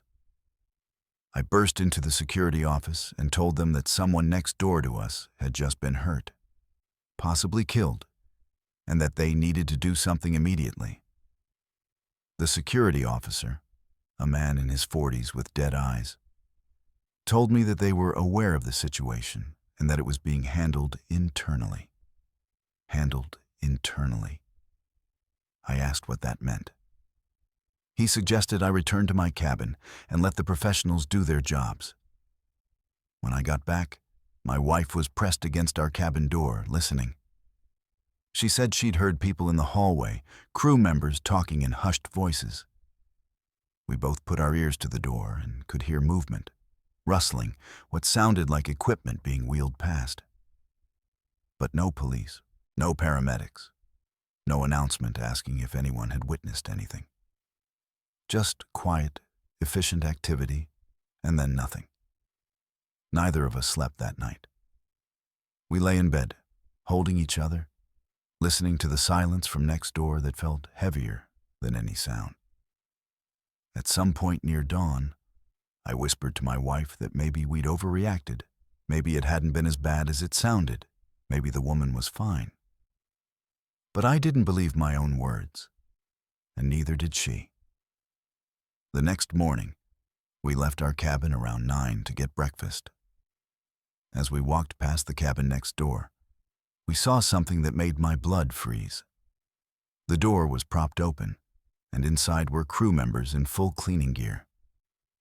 Not the regular housekeeping staff, but people in protective equipment, scrubbing the walls with industrial chemicals. The smell of bleach was overwhelming. I stopped, stared into the cabin, and saw that it had been completely stripped. No luggage, no personal items, no evidence that anyone had ever been there. One of the cleaning crew noticed me watching and quickly closed the door. But I'd seen enough. That wasn't standard cleaning. That was deep decontamination. The kind you do when you're trying to erase something. The kind you do when there's been blood. My wife and I stood in that corridor, speechless, trying to process what we were seeing. Finally, I approached a passing crew member and asked what had happened to the passengers in that cabin. She looked confused and checked her tablet. According to her records, that cabin had been empty since the cruise started. Empty. I told her that was impossible, that we'd heard people arguing in there for 3 nights. She smiled politely and said I must be mistaken, that perhaps the sounds had come from a different cabin. Then she walked away. We tried to enjoy the rest of our honeymoon. We really did. But how do you enjoy anything when you know something terrible happened 15 feet from where you're sleeping, and everyone is pretending it didn't? How do you make love to your new spouse in a cabin where you heard a woman screaming for her life through the wall? How do you smile for photographs when you're being gaslit by an entire ship's crew? That night, new passengers moved into the cabin next door. We heard them arrive, heard their cheerful voices as they settled in, heard them laughing about how nice the cabin was. My wife started having a panic attack. The idea that people were now sleeping in a cabin that had been thoroughly cleaned just hours after something violent had happened there, completely unaware, was too much for her. We spent our remaining 3 nights sleeping in shifts. One of us always awake, always listening, always waiting for something else terrible to happen. When we finally disembarked in Miami, we felt like we were escaping from something rather than ending a vacation. I immediately started searching online for any information about incidents on that cruise. It took weeks of digging through forums, social media, and news sites, but I finally found it. A Reddit post from someone who'd been on the same cruise, same week, mentioning that they'd heard rumors of a domestic violence incident that had been handled quietly by the ship. Another post from someone claiming their friend worked for Celebrity and said there had been an assault in June that the company had covered up to avoid bad publicity. I contacted the original posters. One never responded. The other confirmed that yes. There had been an incident involving a couple in a Deck 8 cabin, that it had turned violent, and that the woman had been removed from the ship at the next port with injuries she claimed were from her partner. The man had also been removed, but separately. The company had paid for both of their travel home and reportedly offered the woman a settlement in exchange for her silence. No police report. No public acknowledgement. No warning to other passengers that something had happened. I tried to report what we'd witnessed to Celebrity Cruises. I wrote detailed emails, made phone calls, explained that we'd been in the cabin next door, that we'd heard everything, that we could testify if needed. Every communication was met with the same response. They had no record of any incident matching my description. All their cruises maintain the highest safety standards, and they'd appreciate it if I didn't spread false information that could damage their reputation. They threatened legal action if I made public accusations without proof. But I know what we heard. I know what we witnessed. I know that a woman was hurt, possibly nearly killed, 15 feet from where my wife and I were supposed to be experiencing the most romantic week of our lives. I know that crew members cleaned that cabin with industrial chemicals the next morning. I know that security ignored our calls for help. I know that everyone from housekeeping to management lied to our faces about that cabin being empty. And I know that somewhere, a woman is living with trauma from that night, probably bound by a legal settlement that prevents her from speaking about it publicly. My wife and I don't talk about the honeymoon much. When family asks to see photos, we show them the few we took before that third night, before everything changed. We don't mention that we came home early from our marriage, not with joy and stories of adventure, but with a shared trauma that we don't quite know how to process. We don't tell people that my wife has nightmares about hearing screaming through walls, or that I've developed anxiety about staying in hotels where we might hear our neighbors, or that sometimes in the middle of the night she'll wake up and whisper, "Do you think she's okay? Do you think she survived?" The thing that haunts me most isn't even the violence itself, as terrible as that was. It's the systematic cover-up. It's the way everyone from security to housekeeping to management coordinated to erase what happened. It's how efficiently they stripped that cabin, installed new passengers, and rewrote reality so that on paper, nothing ever occurred. It's the realization that cruise ships are like floating nations with their own laws, or lack thereof, where companies can control the narrative completely because once you're at sea, there's nowhere else to turn for help. We were witnesses to something terrible, and it didn't matter. Our testimony didn't matter. The woman's suffering didn't matter. What mattered was protecting the brand, maintaining the illusion that cruises are safe and romantic, and nothing bad ever happens aboard these ships. What mattered was ensuring that other potential customers don't hear stories like ours and decide to vacation elsewhere. I'm an accountant. I deal with numbers and facts and documentation. I've been trained to trust systems, to believe that proper procedures lead to proper outcomes. But those 7 days shattered my faith in systems. They showed me that when corporations are involved, truth becomes negotiable. Witnesses can be dismissed, victims can be silenced, and reality itself can be edited and packaged and sold to the next unsuspecting couple looking for their perfect honeymoon. My wife and I are still married, still in love, still trying to build the life we dreamed about. But our marriage didn't start with the joyful honeymoon we'd planned. It started with a shared trauma, with the knowledge that we failed to save someone who needed help, with the understanding that sometimes hearing the truth and speaking the truth isn't enough when you're up against organizations with unlimited resources and no accountability. I'm telling this story because that woman, whoever she is, wherever she is, deserves to have someone remember that it happened. Someone who won't let the cruise line erase her from the record completely. Someone who knows that the cabin on Deck 8 wasn't empty, that the screaming was real, that the blood they scrubbed away belonged to a real person with real suffering. And because other people considering cruises deserve to know what happens when things go wrong at sea, how quickly companies will choose reputation over responsibility, silence over justice, profit over human dignity. Our honeymoon was supposed to be about celebrating love.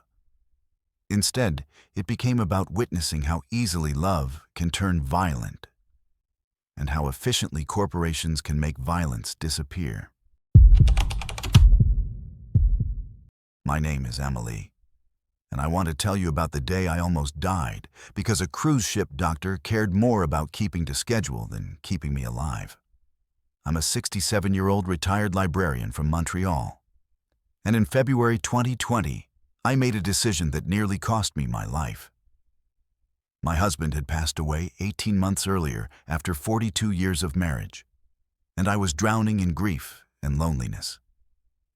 Our friends kept telling me I needed to do something for myself, something bold, something that would prove I could still have adventures even without him by my side. So I booked a solo cruise through the Panama Canal on Holland America, a trip my husband and I had always dreamed of taking together, but never managed to schedule. I was terrified to travel alone. I'd never done anything like this by myself. My husband had always handled the logistics, the planning, the decision-making. But I was determined to prove to myself and to his memory that I could be brave. I packed my medications carefully, including the prescriptions for my heart condition. I'd had 2 stents placed 4 years earlier after a mild cardiac event. And my cardiologist back home had cleared me for travel as long as I was careful about stress and took my medications religiously. I brought copies of all my medical records, my cardiologist's contact information, everything I thought I might need in case of emergency. I thought I was being responsible and prepared. The first 3 days of the cruise were wonderful in a bittersweet way. I ate meals alone, but struck up conversations with other solo travelers. I watched the ocean from my balcony on deck 6 and cried sometimes, wishing my husband could see it. I attended lectures about the Panama Canal's history and felt genuinely interested in something for the first time since he died. I was healing slowly and feeling proud of myself for taking this step. Then came day 4, and everything fell apart. I woke up around 6 in the morning with a strange sensation in my chest. Not quite pain, more like pressure, like someone was pressing down on my sternum with their palm. I sat up carefully, thinking maybe I'd slept in an awkward position. But the pressure didn't ease. It intensified. A dull ache spread across my chest and into my left shoulder. I'd felt this before, 4 years ago, right before my cardiac event. I knew exactly what this might be. I took my medication immediately and tried to stay calm. The pain lessened slightly, and I told myself maybe it was just anxiety. Maybe being alone on this trip was more stressful than I'd admitted. Maybe my body was reacting to the grief that I carried everywhere.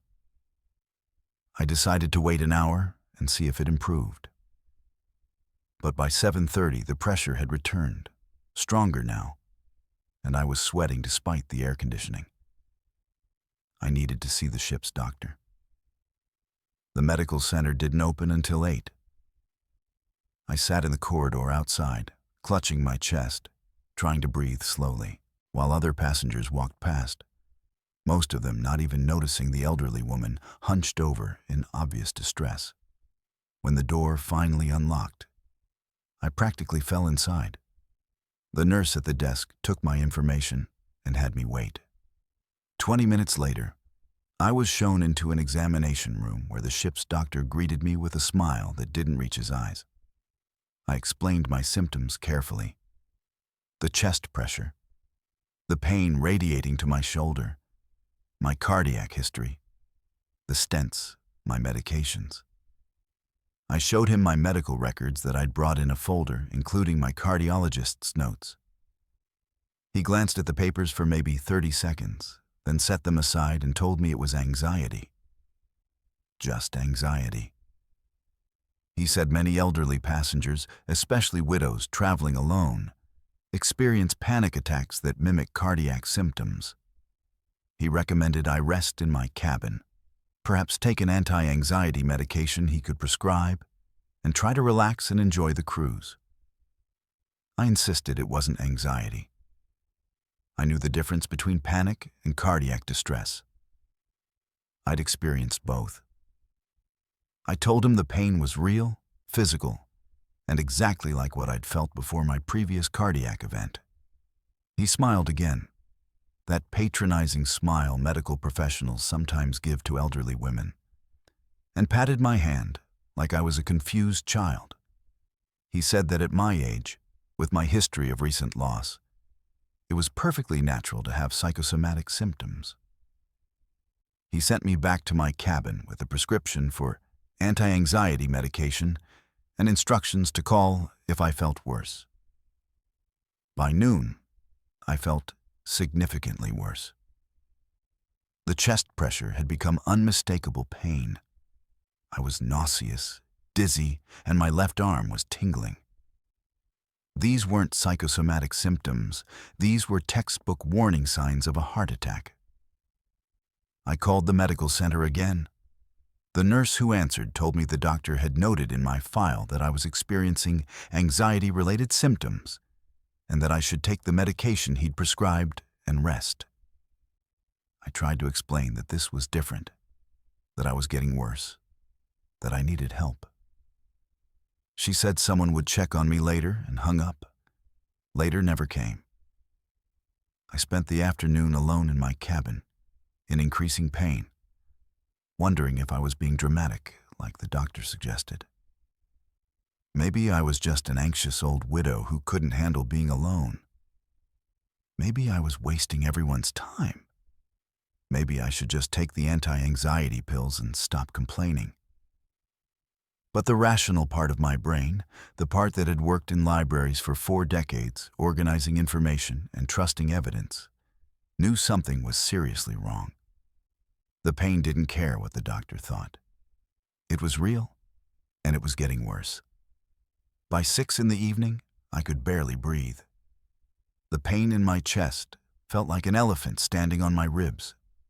I was sweating through my clothes. My vision was starting to blur. I knew I was having a heart attack. I knew I was dying. And I was alone in a cabin in the middle of the ocean with a doctor who thought I was just hysterical. I managed to get myself dressed and out of my cabin. I don't know how. The hallway tilted and swayed, though the ship was moving smoothly. I made it maybe 30 feet before I collapsed. I remember the carpet against my face, the sound of people shouting, hands touching me, voices asking if I was okay. Then nothing. When I regained consciousness, I was in the medical bay. The same doctor who dismissed me that morning was standing over me, and I could tell from his expression that he finally understood I hadn't been exaggerating. But what I heard next made my blood run cold despite the fact that I was literally dying. The doctor was talking to someone, maybe the nurse, maybe another crew member, and he said, "We're too far from port for a helicopter. We'll have to manage it here until we reach Cartagena tomorrow morning." Tomorrow morning. I was having a heart attack right now. And their plan was to manage it for 16 hours until we reached the next port, because calling for emergency evacuation would delay the ship's schedule. In that moment, lying on a medical bay bed with my heart failing, I understood that my life was worth less to them than staying on schedule. I was a 67-year-old widow, alone, and they were willing to gamble with my survival rather than inconvenience the crew's itinerary. I must have made a sound because the doctor noticed I was conscious. He told me to stay calm, that I was stable, that they were monitoring my condition. Stable. I was having a heart attack, and he was calling me stable because admitting the severity would require action, and they weren't willing to take. I tried to speak, to demand they call for help, but I couldn't form words. The pain was too intense, my breathing too shallow. That's when fate intervened in the form of another passenger. A man in his 50s had been brought into the medical bay with a minor issue, a cut on his hand from broken glass. He overheard the doctor's assessment of my condition, looked at the monitor showing my vital signs, and immediately identified himself as a cardiologist from Toronto. He told the ship's doctor, in no uncertain terms, that I was experiencing an acute myocardial infarction and needed immediate intervention that the ship's medical facilities were not equipped to provide. He demanded they call for emergency medical evacuation immediately. The ship's doctor tried to argue that it wasn't necessary, that they could manage my condition until port. The cardiologist from Toronto literally stepped between him and me and said that if they didn't call for a helicopter right now, he would personally ensure that everyone on the ship knew that medical staff had let a passenger die from medical negligence. He pulled out his phone and started recording. He said he was documenting everything for the inevitable lawsuit and criminal investigation. Only then did they call for the helicopter. Only when, threatened with exposure and legal consequences, did my life become worth the inconvenience. A Coast Guard helicopter met us 3 hours later. Those 3 hours felt like 3 years. The cardiologist from Toronto stayed with me the entire time, monitoring my heart rhythm, administering what limited cardiac medications the medical bay had available, talking to me constantly to keep me conscious and calm. He told me his name was Michel, that he'd lost his own mother to a heart attack, that he wasn't going to let me die because some incompetent ship's doctor cared more about schedules than patients. The helicopter took me to a hospital in Panama City. I underwent emergency cardiac catheterization. 2 of my arteries were severely blocked. If I'd waited until the ship reached Cartagena the next morning, I would have died. The cardiac damage would have been too extensive. The cardiologists at the hospital told me that every hour of delay in treating a heart attack significantly increases mortality risk and permanent heart damage. The ship's doctor had been willing to gamble with 16 hours of delay. I spent a week in that Panama City hospital. Michel, the cardiologist who'd saved my life, visited me 3 times before he had to fly home. He brought me flowers and books and sat with me when the reality of how close I'd come to dying hit me, and I couldn't stop crying. He told me he was going to help me file a formal complaint against the cruise line and the ship's doctor. He said what happened to me was criminal negligence and that I deserved justice. The investigation that followed revealed something even more disturbing. The ship's doctor, who dismissed my cardiac symptoms and delayed my treatment, had falsified his credentials. He wasn't a licensed physician in any country. He had some medical training but had lost his license to practice in the Philippines years earlier due to malpractice. Holland America had failed to properly verify his credentials when hiring him. I'd been treated by a fraud who had no business being responsible for passengers' lives. I sued. It took 2 years of legal battles, but I won. The settlement was substantial, though no amount of money can compensate for nearly dying alone at sea, for the permanent heart damage I sustained because of the delay in treatment, for the PTSD that makes me panic every time I feel the slightest chest discomfort. The cruise line issued a statement about improving their medical staff verification procedures and settled with me under a confidentiality agreement that I'm technically violating by telling this story. But I don't care anymore about their rules. What haunts me isn't just that the doctor was unqualified. It's that even before Michel intervened, even when my cardiac distress was undeniable, the priority was the ship's schedule. It's that they were willing to let me die slowly over 16 hours rather than call for emergency help that would delay their arrival in port. It's that I was dismissed as an anxious elderly woman when I knew my own body, knew my cardiac history, knew exactly what was happening to me. It's that being old and alone and female meant my credibility was worth nothing. I think about what would have happened if Michel hadn't been there. If he hadn't been a cardiologist who recognized my symptoms. If he hadn't been willing to confront the ship's doctor and threaten exposure. I would have died in that medical bay. And the report probably would have said I had an unfortunate cardiac event that couldn't be prevented. And my children would have believed that I'd just been unlucky. They never would have known that I'd begged for help 12 hours before I collapsed, that I'd been dismissed and sent away, that their mother's life had been worth less than a cruise schedule. The trauma of that experience changed me fundamentally. I can't travel anymore without severe anxiety. I can't see doctors without remembering the patronizing smile of the man who nearly killed me through incompetence and negligence. I have nightmares about being alone and in pain and nobody believing me. The grief of losing my husband is now mixed with the trauma of nearly dying alone because no one thought an elderly widow's symptoms were worth taking seriously. I'm telling this story because elderly people, especially elderly women, need to know that their medical concerns are valid even when doctors dismiss them. That age doesn't make your pain imaginary or your symptoms psychosomatic. That you have the right to demand proper care, to insist on being heard, to refuse to be patronized and dismissed. And because people considering cruises need to understand that medical care at sea can be dangerously inadequate, that ships' doctors aren't always qualified, that profit will always take priority over passenger safety when companies think they can get away with it.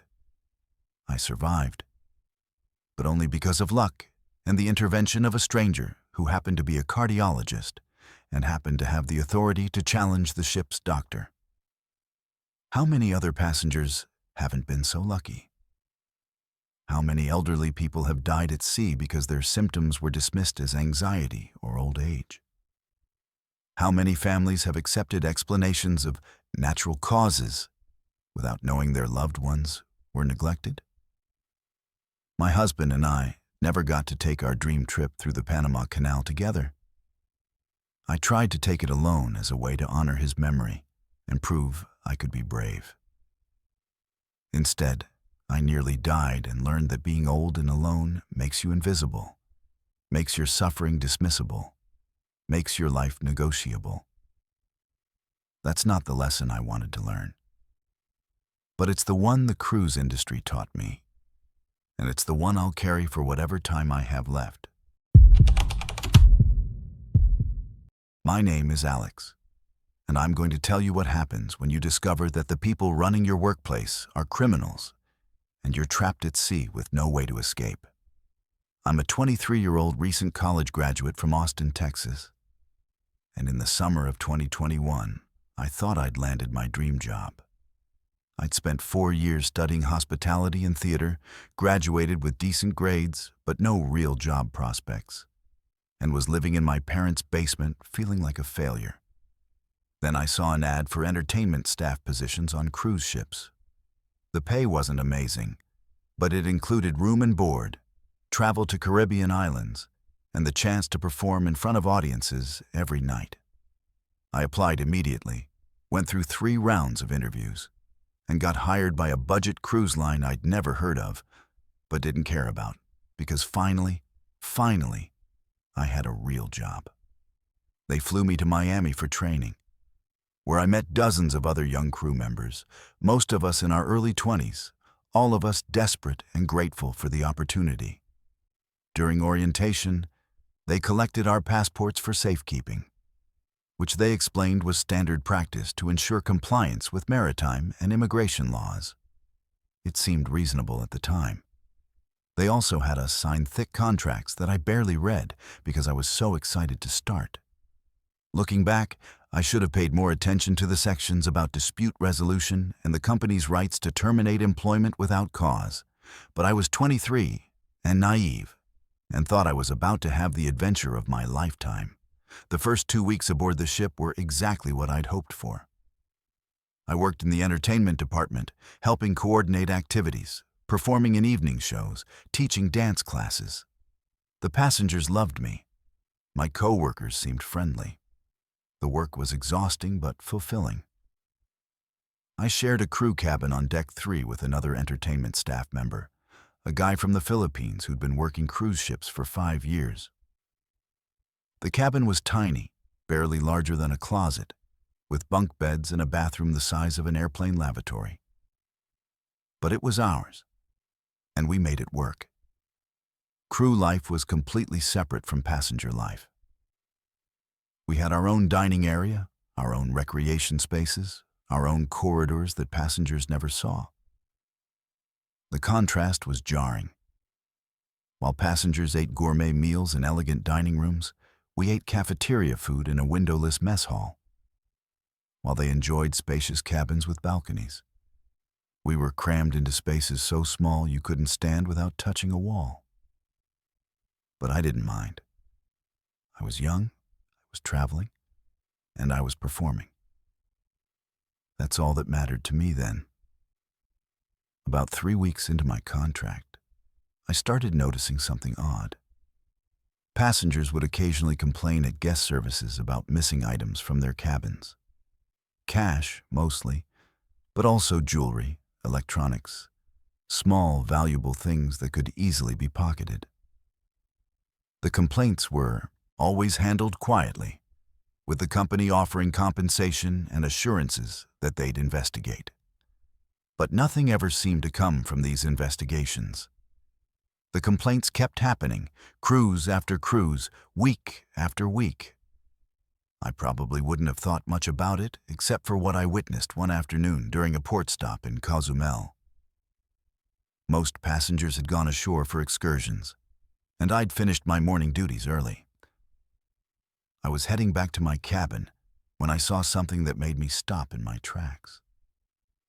2 senior crew members, both supervisors in the housekeeping department, were entering a passenger cabin on deck 7. They had a key card, so it looked official. But something about their body language seemed wrong. They kept looking around, checking if anyone was watching.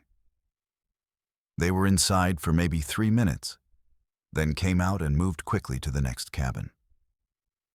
I followed them at a distance, curious now. Over the next 20 minutes, I watched them enter 5 different passenger cabins. They weren't cleaning. They weren't doing inspections. They were in and out too quickly for that. And they were only entering cabins on certain corridors, almost like they had a specific list. When they finally left the passenger areas and headed back to crew quarters, one of them was carrying a small black bag that hadn't been there before. I should have reported what I'd seen immediately to someone higher up in management. But I was new, uncertain, and worried about making accusations without proof. What if I was wrong? What if there was a legitimate reason for what I'd seen? What if I got in trouble for not minding my own business? So I decided to watch more carefully over the next few days, to gather more information before saying anything. What I discovered was worse than I'd imagined. It wasn't just 2 crew members. It was an organized operation involving at least 6 people that I could identify, all of them in senior positions with access to passenger areas and master key cards. They had a system.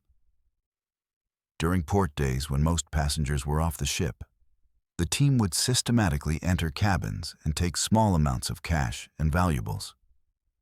Never enough to make passengers absolutely certain they'd been robbed. Always small enough that passengers might think they'd miscounted their money or misplaced their items. It was brilliant in its calculation and absolutely criminal. I documented everything I could. I took photos with my phone of the crew members entering cabins when they shouldn't be there. I wrote down dates, times, cabin numbers. After 2 weeks of observation, I had enough evidence that I felt confident bringing it to management. I requested a meeting with the assistant cruise director, someone I thought I could trust, someone who seemed honest and had been kind to me since I'd started. That meeting destroyed my life for the next 2 months. I showed him my documentation, explained what I'd witnessed, told him I thought there was a theft ring operating on the ship. He listened patiently, looked at my photos, thanked me for bringing this to his attention, and said he'd handle it appropriately. I left feeling relieved, like I'd done the right thing, like justice would be served. That night, everything changed. Around midnight, there was a knock on my cabin door. It was my supervisor from the entertainment department, along with two other senior crew members I didn't recognize. They told me I was being reassigned immediately. When I asked why, they said it was operational necessity, and I shouldn't ask questions. They escorted me to a different cabin on Deck 2, deep in the crew quarters, an area I'd never been to before. The new cabin was a nightmare. It had no windows, no porthole, just 4 metal walls and a single bunk bed. It was smaller than the cabin I'd shared before, and I wasn't sharing it with anyone. I was alone down there. The air smelled stale and recycled. The only light came from a single flickering fluorescent bulb. When I tried to leave, I found that my key card no longer worked on most doors. I could access the crew mess hall during mealtimes and the bathroom down the hall, but that was it. I couldn't get to passenger areas. I couldn't get to the entertainment department. I couldn't get to my old cabin to retrieve my belongings. The next morning, I was called to a meeting with the hotel director, one of the highest-ranking crew members on the ship. He sat behind a desk in his office and told me, very calmly, that they were aware I'd been making serious accusations against senior staff members. He said these accusations were unfounded, reckless, and damaging to crew morale. He said that as a new employee still in my probationary period, I should be focusing on my assigned duties rather than playing detective. Then he said something that made my blood run cold. He reminded me that the company was holding my passport, that we were currently at sea with no port stops for 4 days, and that it would be unfortunate if I continued to cause problems, because the company had ways of dealing with problematic employees. It was a threat, clear and undeniable. They were telling me to shut up or face consequences. And I was trapped. I was in the middle of the ocean, on a ship controlled by people who were apparently running a criminal operation and willing to intimidate anyone who discovered it. I had no passport. No way to leave. No way to call for help because crew internet access was monitored and limited. I was completely at their mercy. For the next 2 weeks, I was essentially held in isolation. I wasn't allowed to return to my entertainment duties. I was assigned to deep cleaning tasks in crew areas, scrubbing floors and walls in the hidden parts of the ship that passengers never see. The work was physically exhausting and clearly meant to punish me. I was kept away from other crew members as much as possible. When I tried to talk to my former roommate, I was told he'd been reassigned to a different ship. When I tried to reach out to other entertainment staff I'd befriended, they avoided me, and I realized they'd been told to stay away. The isolation was psychological torture. Days blended together in that windowless cabin. I lost track of time. I couldn't tell if it was day or night without checking my phone. I developed insomnia because my body couldn't regulate sleep without natural light. I started having panic attacks, hyperventilating in that tiny metal box, feeling the walls close in. I thought about jumping overboard just to escape, which terrified me because I'm not suicidal. But the captivity was breaking something in my mind. The senior crew members who'd threatened me would occasionally check on me, always with that same calm menace. They'd ask if I was adjusting to my new assignment. They'd remind me that I had 6 weeks left on my contract, and that it would be wise to complete it without further incidents. They'd mention how unfortunate it would be if I were to be terminated and sent home without pay, with a negative reference that would make it impossible to work in the hospitality industry again. Every conversation was a veiled threat. I tried to reach out to the company's human resources department through the crew portal, but my reports were never acknowledged. I tried to call my parents using the limited crew phone access, but the calls were monitored and I was too afraid to say what was really happening. I felt completely powerless, completely alone, completely trapped in a situation with no escape. The worst part was watching the theft ring continue to operate with impunity. I'd see the same crew members entering passenger areas during port stops, carrying the same black bags, and I knew exactly what they were doing. But I couldn't stop them. I couldn't warn passengers. I couldn't do anything except count down the days until my contract ended and pray they'd actually let me leave. Finally, after what felt like an eternity, we returned to Miami and my contract officially ended. They returned my passport and gave me a check for my pay, minus several weeks that they claimed were deducted for rule violations and unsatisfactory performance. I'd lost nearly a third of what I'd earned. I walked off that ship feeling like I'd escaped from prison. I reported everything to the FBI as soon as I got home. I provided my documentation, my photos, my timeline of events. An agent took my statement and said they'd look into it.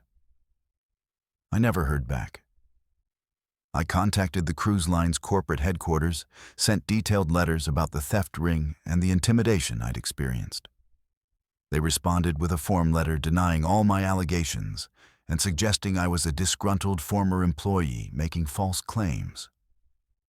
I tried to warn people online, posting about my experience on cruise industry forums and review sites. Some posts were deleted by moderators. Others were met with skepticism and accusations that I was lying for attention. A few people believed me and shared their own stories of missing items from cruise ship cabins. But nothing ever came of it. No investigation, no consequences, no justice. The psychological damage from those 2 weeks of isolation and intimidation has lasted far longer than the actual experience. I developed severe anxiety and trust issues. I can't work in confined spaces without panicking. I have nightmares about being trapped on ships, unable to escape. I've been in therapy for 3 years, trying to process the trauma of being held captive, of discovering corruption and being punished for trying to expose it, of learning that sometimes doing the right thing only gets you hurt. I never got to finish my dream of working in entertainment. I never got the adventure I'd hoped for. What I got instead was a brutal education in how cruise lines operate, how crew members are vulnerable and expendable, how criminal operations can flourish in international waters where laws are murky and accountability is minimal. I learned that when you're at sea with no passport, no money, and no way to contact the outside world, you're at the complete mercy of whoever controls the ship. And if those people are criminals, there's nothing you can do about it. I'm telling this story because other young people need to know what they might be signing up for when they take these cruise ship jobs. Behind the glossy recruitment videos and promises of travel and adventure, there's a reality of exploitation, corruption, and powerlessness. Crew members have almost no rights.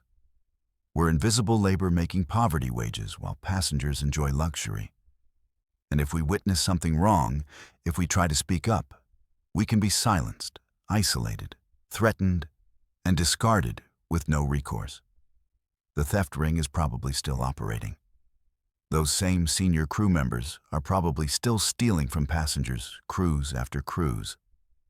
The company probably knows and doesn't care, because investigating would be expensive and disruptive and bad for business. And somewhere right now, another naive 23-year-old is probably signing a contract just like I did, excited about their dream job, with no idea what they're really getting into. I wish I could go back and warn my younger self.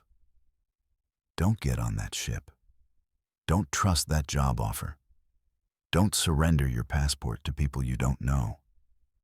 Don't believe that doing the right thing will be rewarded. But I can't go back. All I can do is share my story and hope that someone reads it and makes a different choice than I did. My name is Rivka, and I need you to understand that my best friend didn't just fall off a cruise ship.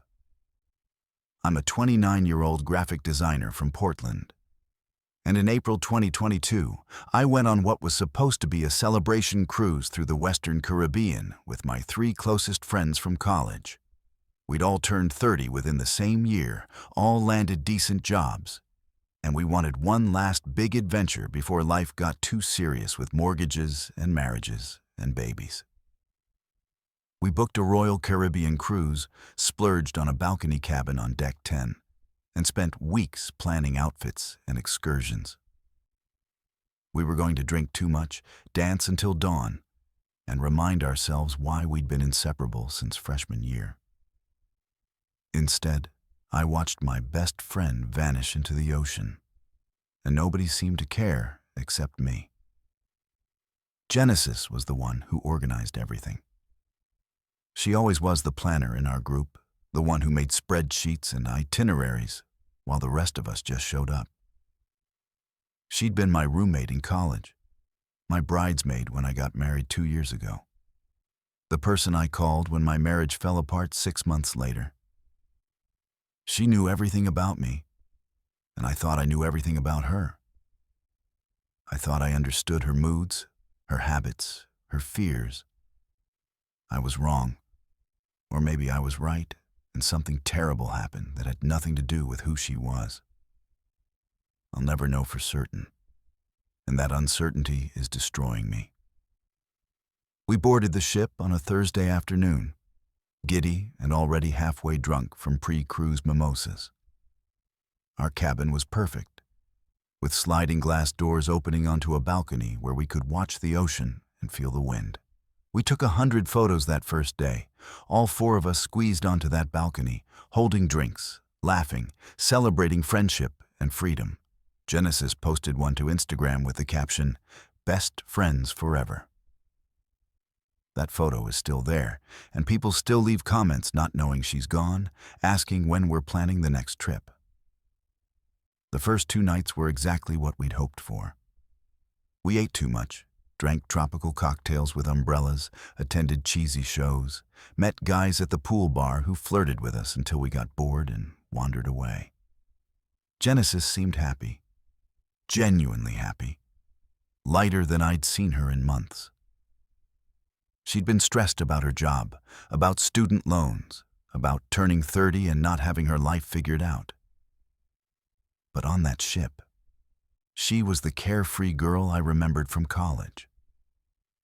Dancing in the club until 2 in the morning, dragging us to the late-night buffet, making friends with random passengers she'd meet in elevators. On the 3rd night, we stayed out later than usual. There was a deck party, a DJ playing music from our college years, and we danced until the event ended around 1:30. By the time we got back to our cabin, we were exhausted, feet hurting from heels, makeup smeared, but satisfied. Genesis and I shared one of the beds since there were only 2 beds in the cabin and 4 of us. Our other friends took the other bed. We all passed out within minutes of crawling under the covers. I woke up at 3:14 in the morning. I remember the exact time because I checked my phone, squinting at the bright screen in the dark cabin. Something had pulled me from sleep, some absence I couldn't immediately identify. Then I realized Genesis's side of the bed was empty. I assumed she'd gone to the bathroom, but the bathroom door was open and the light was off. I sat up, confused, and looked around our small cabin. Genesis wasn't there. The balcony doors were closed, but not locked. I checked the balcony, thinking maybe she'd gone out for air, but it was empty. That's when I started to panic. I woke up our other friends, and we all searched the cabin thoroughly, like she might be hiding somewhere in a space barely larger than a hotel room. Then we checked the hallway, thinking maybe she'd gone to get ice or wandered out in a confused, half-asleep state. Nothing. She was just gone. We called security at 3:28. I remember everything about that call with absolute clarity because those details are burned into my brain. The security officer asked standard questions. When did we notice she was missing? What was she wearing? Had she been drinking? Was she upset about anything? Was she the kind of person who might wander off alone? I answered as calmly as I could, but inside I was screaming because every second they spent asking questions was a second. Genesis was somewhere alone, possibly in danger, possibly hurt. Security arrived at our cabin 20 minutes later. 2 officers, professional but not particularly urgent. They searched our cabin again, checked the balcony, asked more questions.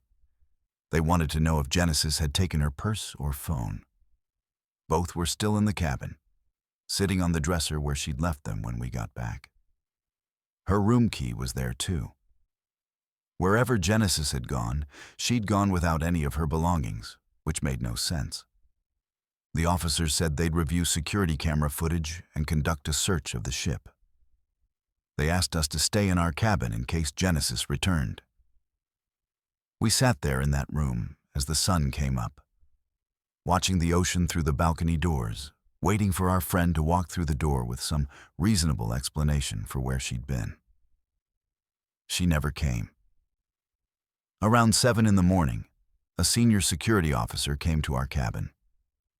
He had footage from the hallway cameras. It showed Genesis leaving our cabin at 2:17 in the morning. She was wearing the pajamas she'd put on before bed, walking barefoot, moving toward the stairwell that led to the upper decks. She looked like she was sleepwalking or in some kind of daze. But the footage was grainy, and it was hard to be certain. She went through the stairwell door, and then nothing. She never appeared on any other camera after that moment. How does a person just disappear on a ship with hundreds of cameras? How does someone walk through a door and simply cease to exist? The security officer said they were reviewing all footage from the upper decks, from every possible angle, trying to trace where she'd gone. But he also gently suggested that we prepare ourselves for difficult news. Ships have railings, he said. Sometimes passengers go overboard. It happens more often than people realize. I refused to accept that. Genesis wouldn't jump. She wasn't suicidal. She'd been happy, laughing, planning future trips just hours before. And if she'd fallen accidentally, we would have heard something. Our cabin was on deck 10, only 2 decks below where she'd apparently been heading. Wouldn't there have been a splash? A scream? Something? The officer looked at me with professional sympathy and said that alcohol can impair judgment, that people sometimes do irrational things late at night, that sometimes there are no warning signs. They conducted an official search. Crew members walked every deck, checked every public space, knocked on cabin doors asking if anyone had seen a woman matching Genesis's description. The ship turned around and retraced its route, scanning the water for any sign of her. I stood on our balcony with binoculars I borrowed from another passenger, staring at endless waves, looking for a body or a life vest or anything that would tell me where my friend had gone. The search lasted 6 hours. Then the captain made an announcement over the ship's intercom. A passenger had gone overboard, the search had been unsuccessful, and authorities had been notified. The ship would continue to its next scheduled port, where investigation officials would board. In the meantime, the cruise would proceed as planned. That's how they said it. Proceed as planned. As if my best friend hadn't just died. As if this was a minor inconvenience rather than a tragedy. And the cruise did proceed. Within an hour of the captain's announcement, I heard music starting up at the pool. Passengers were ordering drinks, laying out on deck chairs, laughing. Life on the ship just continued. My other friends and I sat in our cabin, numb with shock and grief. while outside our door thousands of people carried on with their vacations. Someone knocked on our door that afternoon to ask if we'd like our cabin cleaned. Cabin cleaned. My roommate was dead, and they wanted to know about housekeeping. The worst part was the other passengers. Word spread quickly about what had happened, and people would stare at us when we left our cabin. Some looked sympathetic. Others looked annoyed, like we were ruining their vacation by being visibly grieving. One woman actually complained to crew members within our hearing that all this drama was putting a damper on her trip. My friend had died, and this stranger was worried about her mood being affected. When we docked in Cozumel the next day, investigators from the FBI and Mexican authorities came aboard. They interviewed me for 3 hours, asking the same questions over and over. What was Genesis's mental state? Had she seemed depressed? Had she been doing drugs? Had she fought with anyone? They treated her disappearance like it was her fault, like she'd chosen to jump and we'd all just missed the signs. I kept insisting that Genesis wouldn't kill herself, that something else must have happened. But they barely seemed to listen.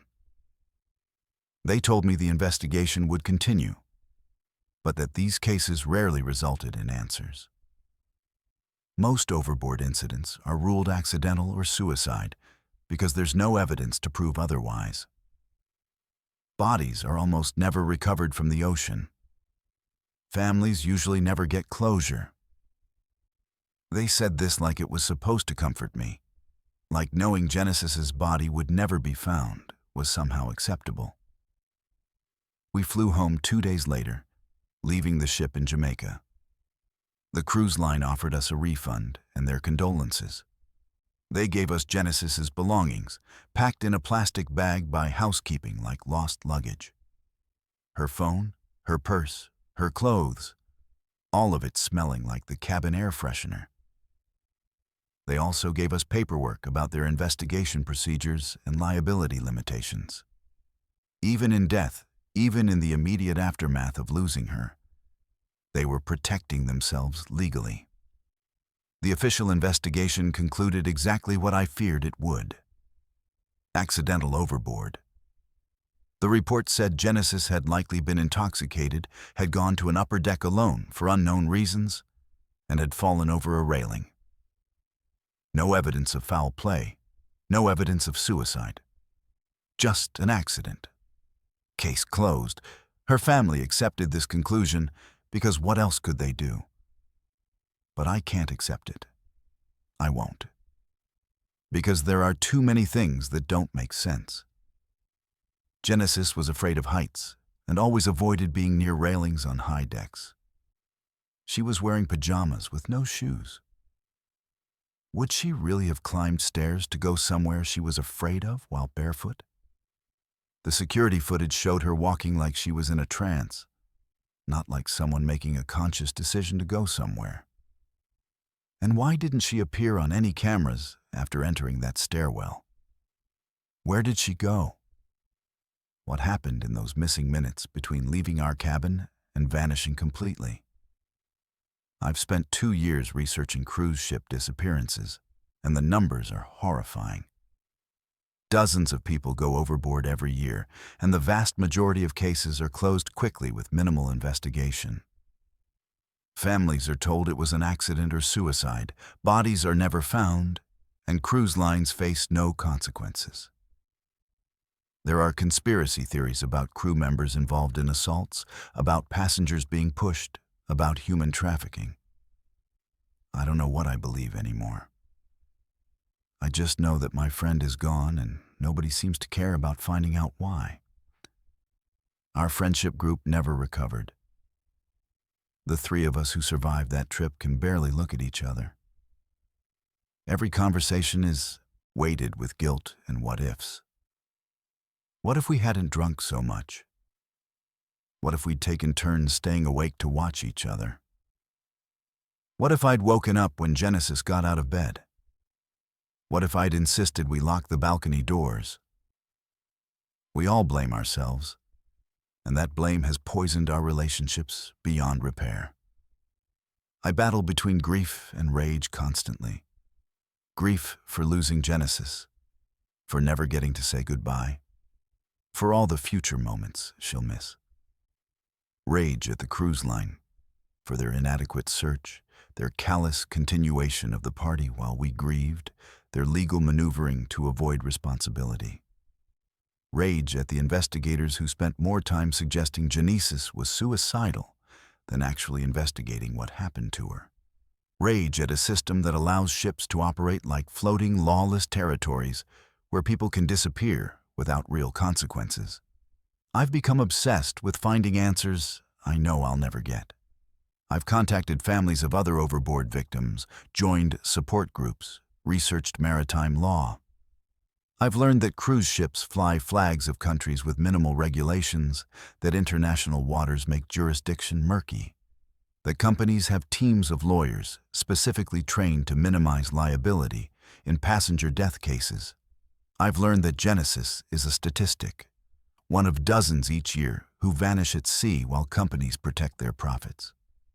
Sometimes I dream that Genesis is still alive somewhere, that she didn't go overboard but escaped somehow, that she'll call me one day and explain everything. Other times I have nightmares about her final moments, about her hitting the water in the dark, alone and terrified, knowing nobody was coming to save her. I wake up crying, haunted by images of my best friend drowning while I slept 30 feet away. Her Instagram is still active. Her mom can't bring herself to delete it. People who don't know she's dead still leave comments on her photos. Where have you been? Miss your posts? I want to reply to every single one. She's dead. She went overboard on a cruise ship, and nobody knows why, and nobody cares, and the ship just kept sailing like it didn't matter. But I don't. I just scroll through her photos, studying her face in every image, looking for signs of depression or suicidal thoughts that I know I won't find because they weren't there. I'll never go on another cruise. I'll never trust another company that values profit over passenger safety. I'll never stop wondering what really happened to Genesis in those missing minutes between 2:17 when she walked through a stairwell door and whenever she went overboard. I'll never stop feeling like I failed her by not waking up, by not somehow knowing she was in danger, by not saving her. People tell me I need to move on, to accept that it was a tragic accident, to stop torturing myself with questions that have no answers. But how do you move on from losing your best friend in the most mysterious and horrible way possible? How do you accept explanations that don't actually explain anything? How do you stop asking questions when every official answer feels like a lie designed to protect a company rather than honor a life? Genesis deserved better than to be a closed case, a statistic, a cautionary tale about drinking too much on vacation. She deserved a real investigation, real answers, and real justice. She deserved to live. And I deserve to know what happened to my best friend. But the cruise industry has made it clear that what I deserve doesn't matter. What matters is keeping ships on schedule, keeping passengers happy, and keeping liability claims to a minimum. I'm telling this story because Genesis can't tell hers, because her voice was silenced when she went into that water, and the cruise line would prefer everyone forget she ever existed, because other families are going through this same nightmare right now, being told their loved ones' deaths were accidents while companies hide behind maritime law and international jurisdiction. Because people booking cruises deserve to know that if something goes wrong, if someone disappears, the response will be inadequate, the answers will be unsatisfying, and justice will be impossible. My best friend's last Instagram post was a photo of us on a balcony, smiling, celebrating friendship. 12 hours later, she was gone, and the ship just kept sailing. My name is Kai, and I need to share what happened during the 9 days my family and I became prisoners on a floating plague ship that no country on earth would accept. I'm a 45-year-old pharmacist from Atlanta, and in early March 2020, my wife and I decided to take our 2 kids on what we thought would be our last family vacation before they got too old to want to travel with us. Our daughter had just turned 14, our son was 11, and we'd been promising them a cruise for years. We chose a Carnival ship doing a week-long Bahamas route, booked it months in advance, and spent weeks excitedly planning. We had no idea we were boarding a ship that would become an international pariah, rejected by every port, abandoned by every government, left to drift at sea while the world watched us on the news and decided we were too dangerous to save. The timing couldn't have been worse, though we didn't fully understand that when we boarded. COVID-19 was just beginning to make headlines. There were outbreaks in China, some cases in Europe, but it all felt very distant from our lives in suburban Atlanta. The CDC had issued some travel advisories, but cruise lines were still operating. When we arrived at Port Miami on March 7th, there were temperature checks and health questionnaires, but they seemed perfunctory. Everyone was cleared to board. If anyone was actually sick, the screening didn't catch it. The ship departed that evening with nearly 3,000 passengers and over 1,000 crew members. We were assigned a cabin on Deck 5, an interior room with no windows, but enough space for the 4 of us. My kids didn't care about the lack of view. They were too excited about the pools, the water slides, the unlimited pizza and ice cream. My wife kept saying how much we needed this, how stressed we'd all been with work and school, how perfect it was going to be to just relax as a family. For the first 2 days, she was right. We did all the typical cruise activities. We attended the muster drill, explored every deck, ate at different restaurants, watched evening shows, played mini golf while the sun set over the ocean. My kids made friends with other children, running around the ship in packs supervised loosely by overwhelmed parents. My wife and I actually had conversations that weren't about bills or schedules or who needed to be driven where. We felt like we were reconnecting as a couple, as a family. Those first 48 hours were exactly what we'd hoped for. Then on the 3rd morning, March 10th, everything changed. We woke to an announcement from the captain. Due to emerging concerns about COVID-19, our scheduled stop at Nassau had been canceled. The Bahamian government was denying us port entry as a precautionary measure. The captain assured us this was an abundance of caution, that no one on the ship was sick, and that we'd proceed to our next scheduled stop at Princess Cay's. There was some grumbling among passengers about missing Nassau, but mostly people seemed understanding. The virus was in the news constantly now. Countries were getting cautious. It made sense. But we never made it to Princess Cay's either. On March 11th, another announcement. That port was also denying us entry. The captain's tone was more strained this time. He said we were proceeding to our final scheduled stop in Freeport, that the cruise line was working with authorities to ensure we could disembark there. My wife and I exchanged worried glances. 2 ports refusing us felt like more than precaution. It felt like we were being quarantined before there was any actual threat. That afternoon, the first passengers started getting sick. Just a few at first, reporting to the medical bay with fever and cough. Within hours, it was dozens. By evening, it was over 50. The captain made another announcement, his voice tight with barely controlled panic. A number of passengers were experiencing flu-like symptoms.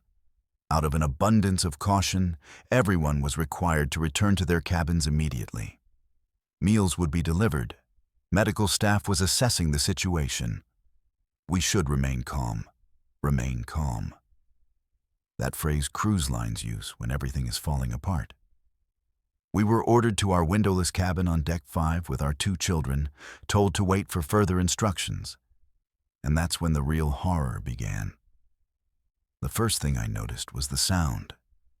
Our cabin was surrounded by other cabins, and within hours of the lockdown, I could hear people coughing through the walls and vents. Not occasional coughs, but constant, racking coughs that sounded like people's lungs were trying to escape their bodies. My daughter covered her ears. My son asked if everyone was going to die. I'm a pharmacist. I understand disease transmission, symptom progression, the difference between viral and bacterial infections. And I knew, listening to those sounds, that we were trapped on a ship with a rapidly spreading outbreak of something serious. The ventilation system became our enemy. Every cabin shared recycled air, and I could hear the constant whir of the vents pumping potentially contaminated air throughout the ship. I stuffed towels around the vent covers in our cabin, trying to block the airflow, knowing it was probably futile, but needing to do something. My wife thought I was overreacting until she started hearing the coughing too. Until the sounds surrounded us from every direction, until our cabin felt like it was inside the lungs of a dying organism. On March 12th, we were supposed to dock at Freeport. We sat in our cabin, packed and ready to disembark, desperate to get off this ship. But the announcement came at what should have been docking time. Freeport was denying us entry. The Bahamian government had declared us a health risk. We were being ordered to return to U.S. waters, but the captain admitted that U.S. ports were also reluctant to accept us. We were, effectively, a ship without a country. My wife started, crying. Not quiet tears, but full-body sobs that scared our kids more than anything else that had happened. She kept asking how this was possible, how a government could just abandon its own citizens at sea, how we'd gone from a family vacation to being international refugees in 72 hours. I didn't have answers. I held her while our children watched, wide-eyed and terrified, and listened to dozens of people coughing through the walls. The medical bay was overwhelmed within 48 hours of the outbreak starting. As a pharmacist, I volunteered to help, thinking maybe I could do something useful. They let me into the medical facility on Deck 2, and what I saw there destroyed any remaining hope I had that this situation was under control. There were passengers lying on gurneys in the hallways because there weren't enough rooms. The medical staff, maybe 6 people total for a ship of 4,000, looked exhausted and terrified. They were running out of basic supplies: oxygen, IV fluids, even thermometers.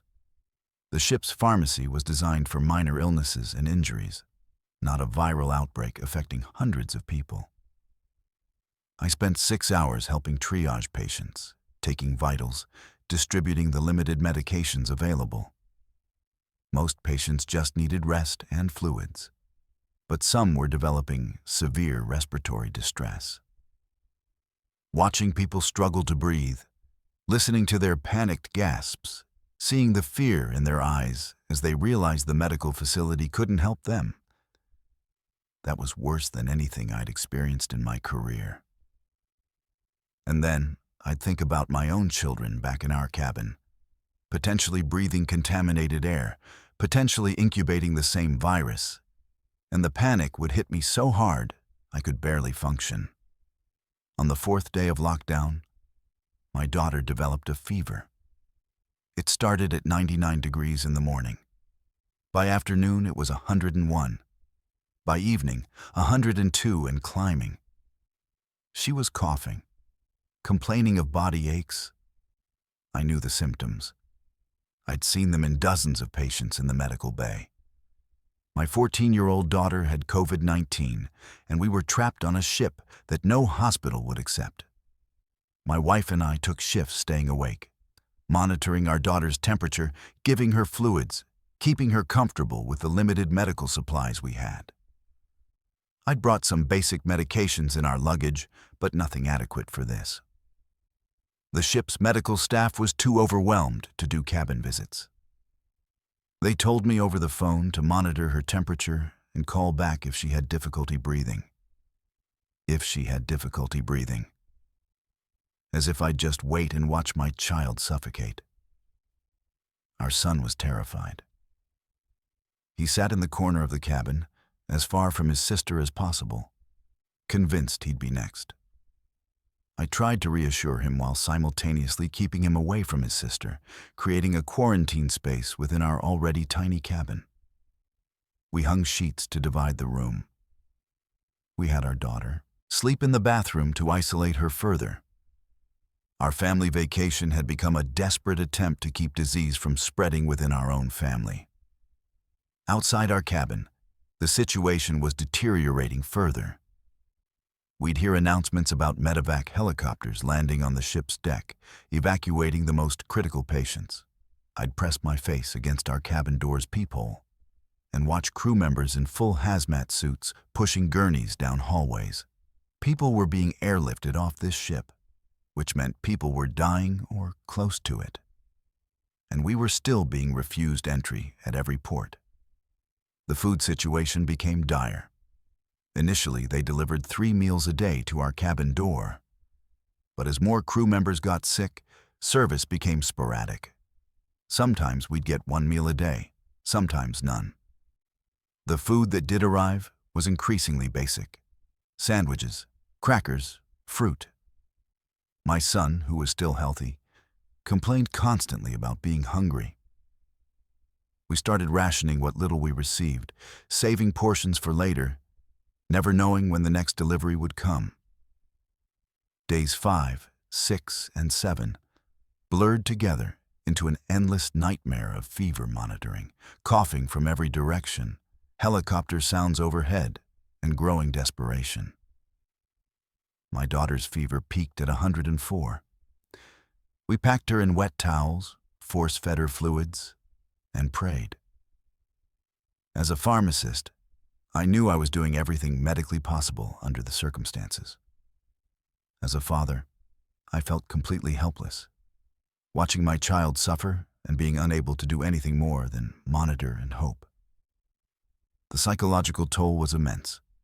No natural light, no fresh air, constant sound of sickness, the knowledge that we were rejected, abandoned, considered too dangerous for any country to accept. We'd check news on our phones and see stories about our ship. Plague cruise denied entry for 6th day. COVID-19 outbreak cruise becomes international incident. Passengers stranded at sea as countries refuse to help. We'd become a headline, a political problem, not human beings with families who needed us home. On day 8, my wife had a breakdown. She started screaming that she couldn't breathe, that the walls were closing in, that she needed to get out. Our son joined in, crying hysterically. My daughter, sick with fever, was too weak to even react. I held my wife while she hyperventilated, talked her through breathing exercises, and realized we were all approaching our psychological limits. You can only be trapped in a small space with constant threat for so long before your mind starts fracturing. Finally, on day 9, March 19th, we got the news that a port in Florida would accept us under strict conditions.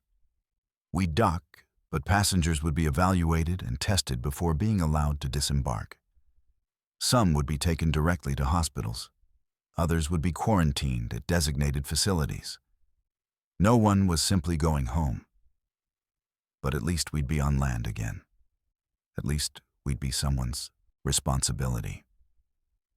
The disembarkation process took 2 full days. Testing stations set up on the dock. Medical teams in full PPE evaluating every passenger. My daughter was taken directly to a hospital, still feverish 9 days after initial symptoms. My wife and I were separated from our son during testing, and I watched them lead him away to a different area, not knowing when I'd see him again. The reunion with land felt less like freedom and more like trading one quarantine for another. My daughter spent 4 days in the hospital. She recovered eventually, though she had lingering fatigue for months. But during testing, we discovered our son had also contracted the virus. He'd been asymptomatic throughout the cruise nightmare, a silent carrier while we'd been so focused on his sister. He tested positive, developed mild symptoms a few days later, and we all had to quarantine at a hotel facility for an additional 2 weeks. In total, we spent 23 days in quarantine, 9 on the ship, 4 in the hospital, 14 in a hotel. 23 days watching our children suffer, worrying about permanent health impacts, feeling abandoned by the world, and processing the trauma of being rejected by every port we approached. The cruise we'd booked as a dream family vacation became the nightmare that changed us forever. I developed severe health anxiety after we finally got home. Every cough makes me panic. Every fever in my children sends me spiraling. I can't be in enclosed spaces without experiencing claustrophobia. I have nightmares about being trapped on that ship, hearing the sounds of sickness through the walls, watching my daughter's fever climb while I could do nothing but wait and hope. My wife developed agoraphobia. She's terrified to travel anywhere, terrified of crowds, terrified of getting trapped away from home. Our son has social anxiety now, afraid of getting sick, afraid of being separated from family. Our daughter, who bore the physical brunt of the illness, seems the most psychologically resilient, but has respiratory issues that may be permanent. We sued the cruise line. We're still in litigation.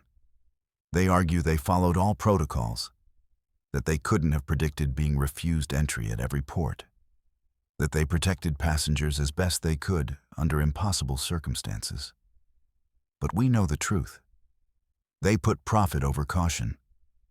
They sailed when they shouldn't have.